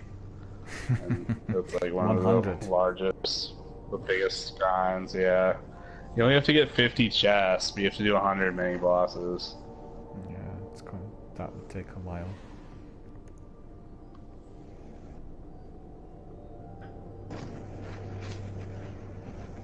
I just think that all these activities are best done in a team. It's so much better fun. You know, it's not game for. Yeah, I mean, if anything, just the company, right? Yeah, yeah. But also, if you're not that you can't even find good players, just doing it by yourself. But just, you know, having people to talk to makes the game a lot more enjoyable. Absolutely, on that. Absolutely. But also, don't forget, they created this game to be played as a multiplayer, although obviously one can do it solo. And there are lots of repetitive activities that become really enjoyable and funny and exciting when you do them, you know, together with other guys, like in a team. And also that there are missions both in Destiny 1 and 2 that will turn out to be very difficult to complete if you're doing them just by yourself. Like prison powders and Arkham Forge and, you know, that sort of thing. Yeah.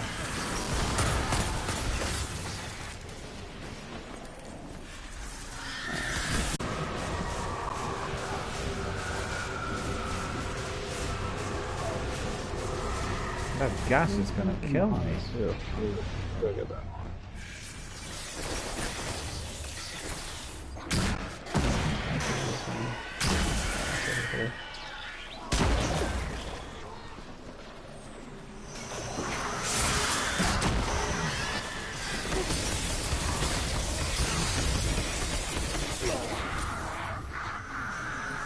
Whoa, that wizard didn't die after being hit several times by those rockets.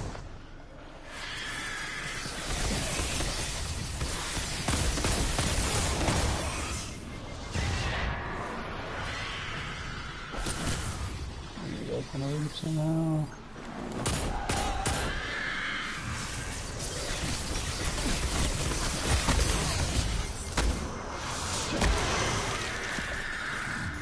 Finally.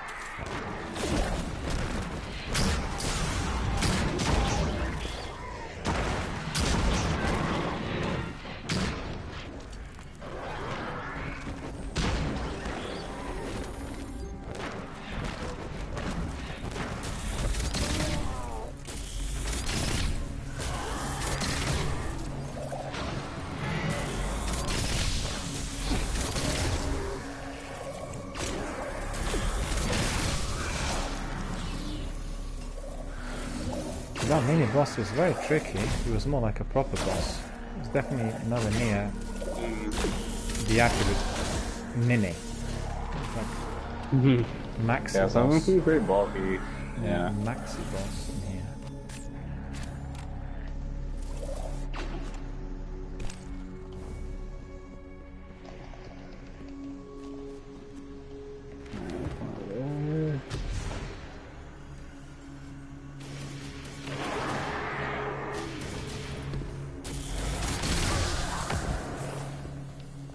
Supercharged.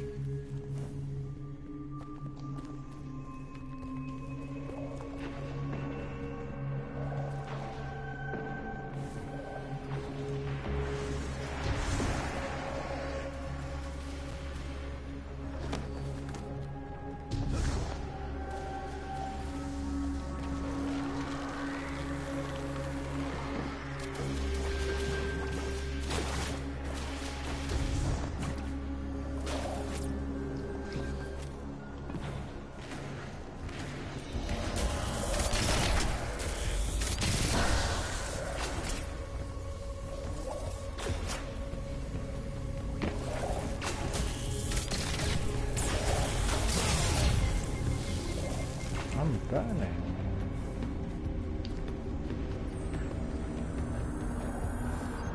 Might be able to get this last one. I don't know where it is. I think he's somewhere inside the building. Yeah. He's not on the roof. Too close. He's close.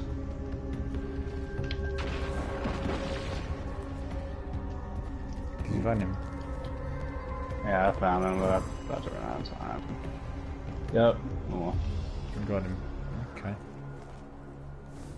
9's pretty decent. I'll take that.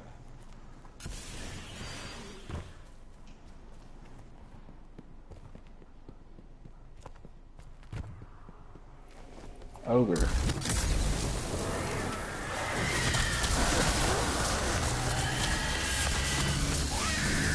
Yeah, see that's the problem that this quest is creating is like when you need more mini bosses than chests, a lot of people, you know, they get their chests done and they just need the mini bosses, like this guy that was with us, and he just leaves. Yeah. To find any group to get mini bosses. I think they should have done like 50 mini bosses and like 100 chests just to prevent you from leaving early. But that's alright.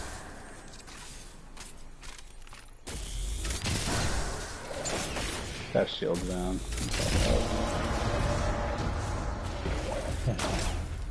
I gotta get my super back.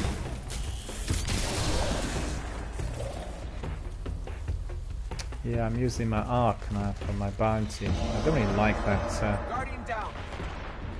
I mean, it's not bad, but it appears to be a bit slower compared to Void and Solar. Do you have a Chaos Reach unlocked? No. Yeah, that's what I would use in here on your Warlock. It just does a lot of really good damage to one target. I mean, you can move it around, but that's what I would use over Storm Trance. For at least for this. Alright, his shield should be off. This ogre is called Far From Home. Well, He's moving around. There he is.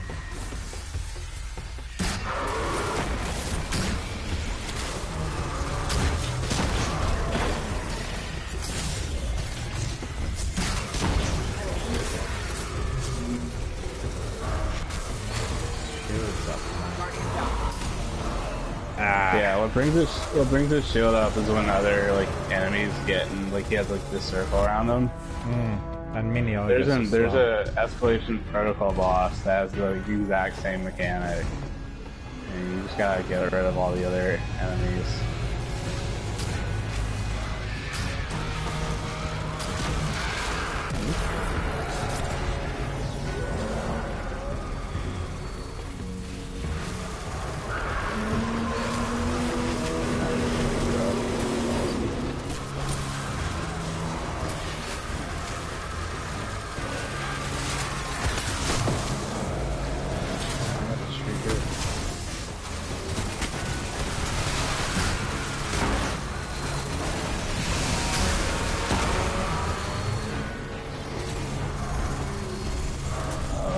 you're behind them. This is hard to get problems. There you go. This season.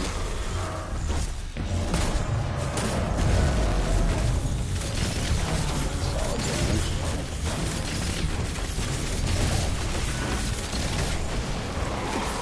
There. There you go. Alright, now we gotta go look for the chest. The fun part.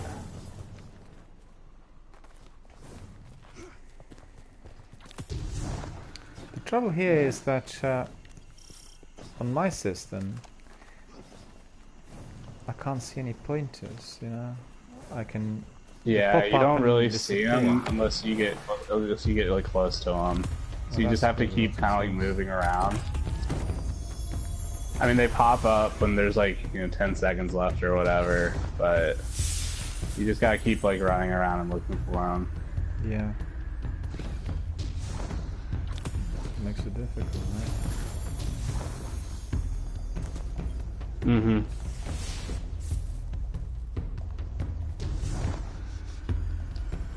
Three of 9. Oh, there's another one in there. Glowing. Will I be able to get there in time though? Oh, for that. It's looking pretty close to me. Of course, it's on the inside of the building. That's just in. Inside right, the I'm building. stuck.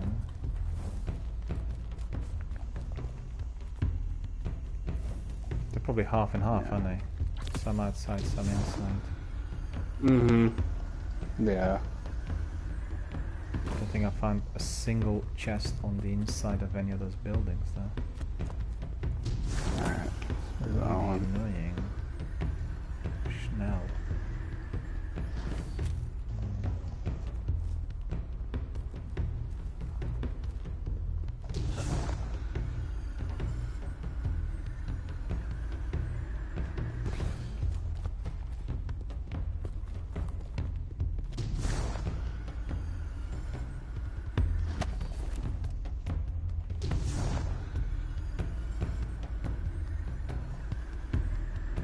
Get a little side of the map.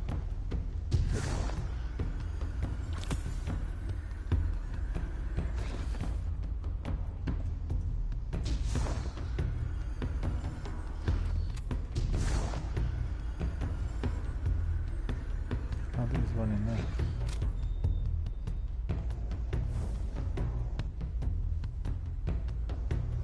Yeah, but where though? It's been inside the building, so.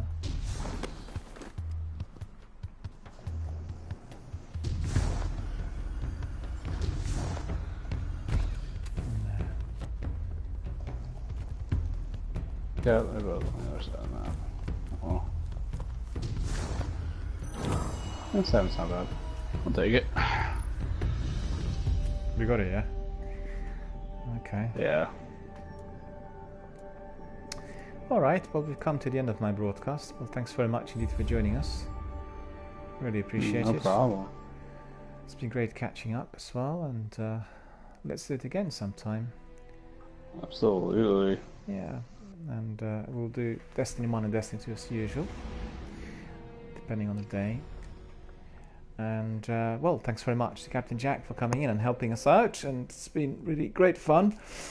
We both were completing some of our tasks. Some were in strikes, other tasks were here in European Aerial Zone. But the time has come for me to have my dinner, so once again, thanks Captain Jack for coming in, and I would like to wish everyone a very, very good afternoon. We'll catch you later. Indeed.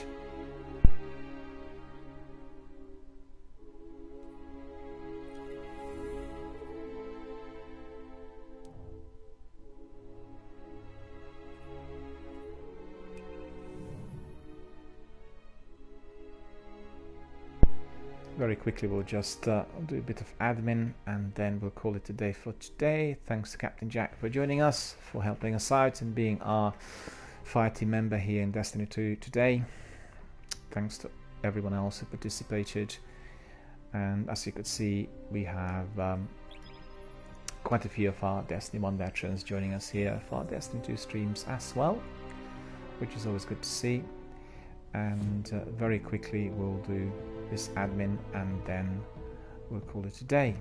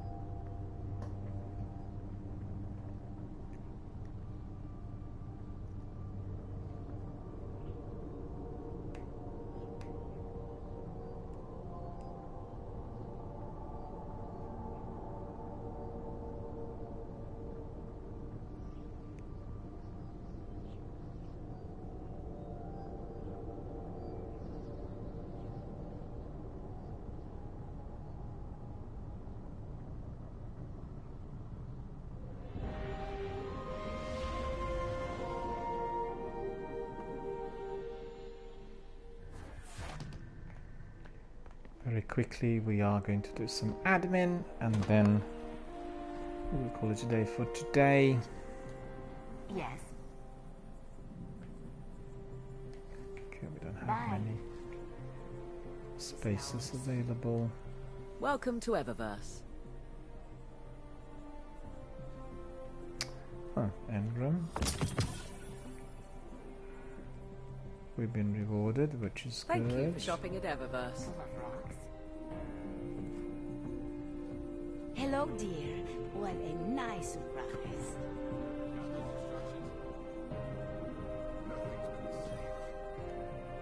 Let's see what we can do. It's probably all that we can do here.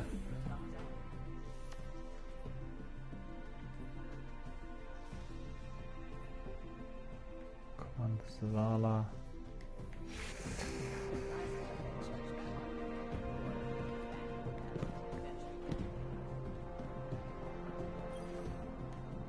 Guardian. I have plenty of reputation. Persuader sniper rifle, that's very good. That sniper rifle is indeed very powerful. Vigil of Heroes.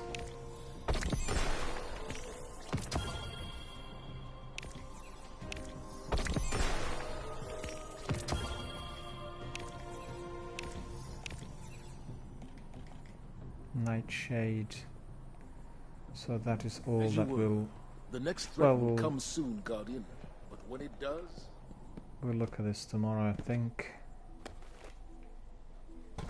Eververse deals in all manner of goods. There we are. We've come to the end of our broadcast for today. Thank you all for coming, watching, and participating here with our Destiny 2 broadcast. Thank you all for coming, and we are all going to be coming back tomorrow with Destiny 1 stream. And until then, I will wish you all a very, very good afternoon.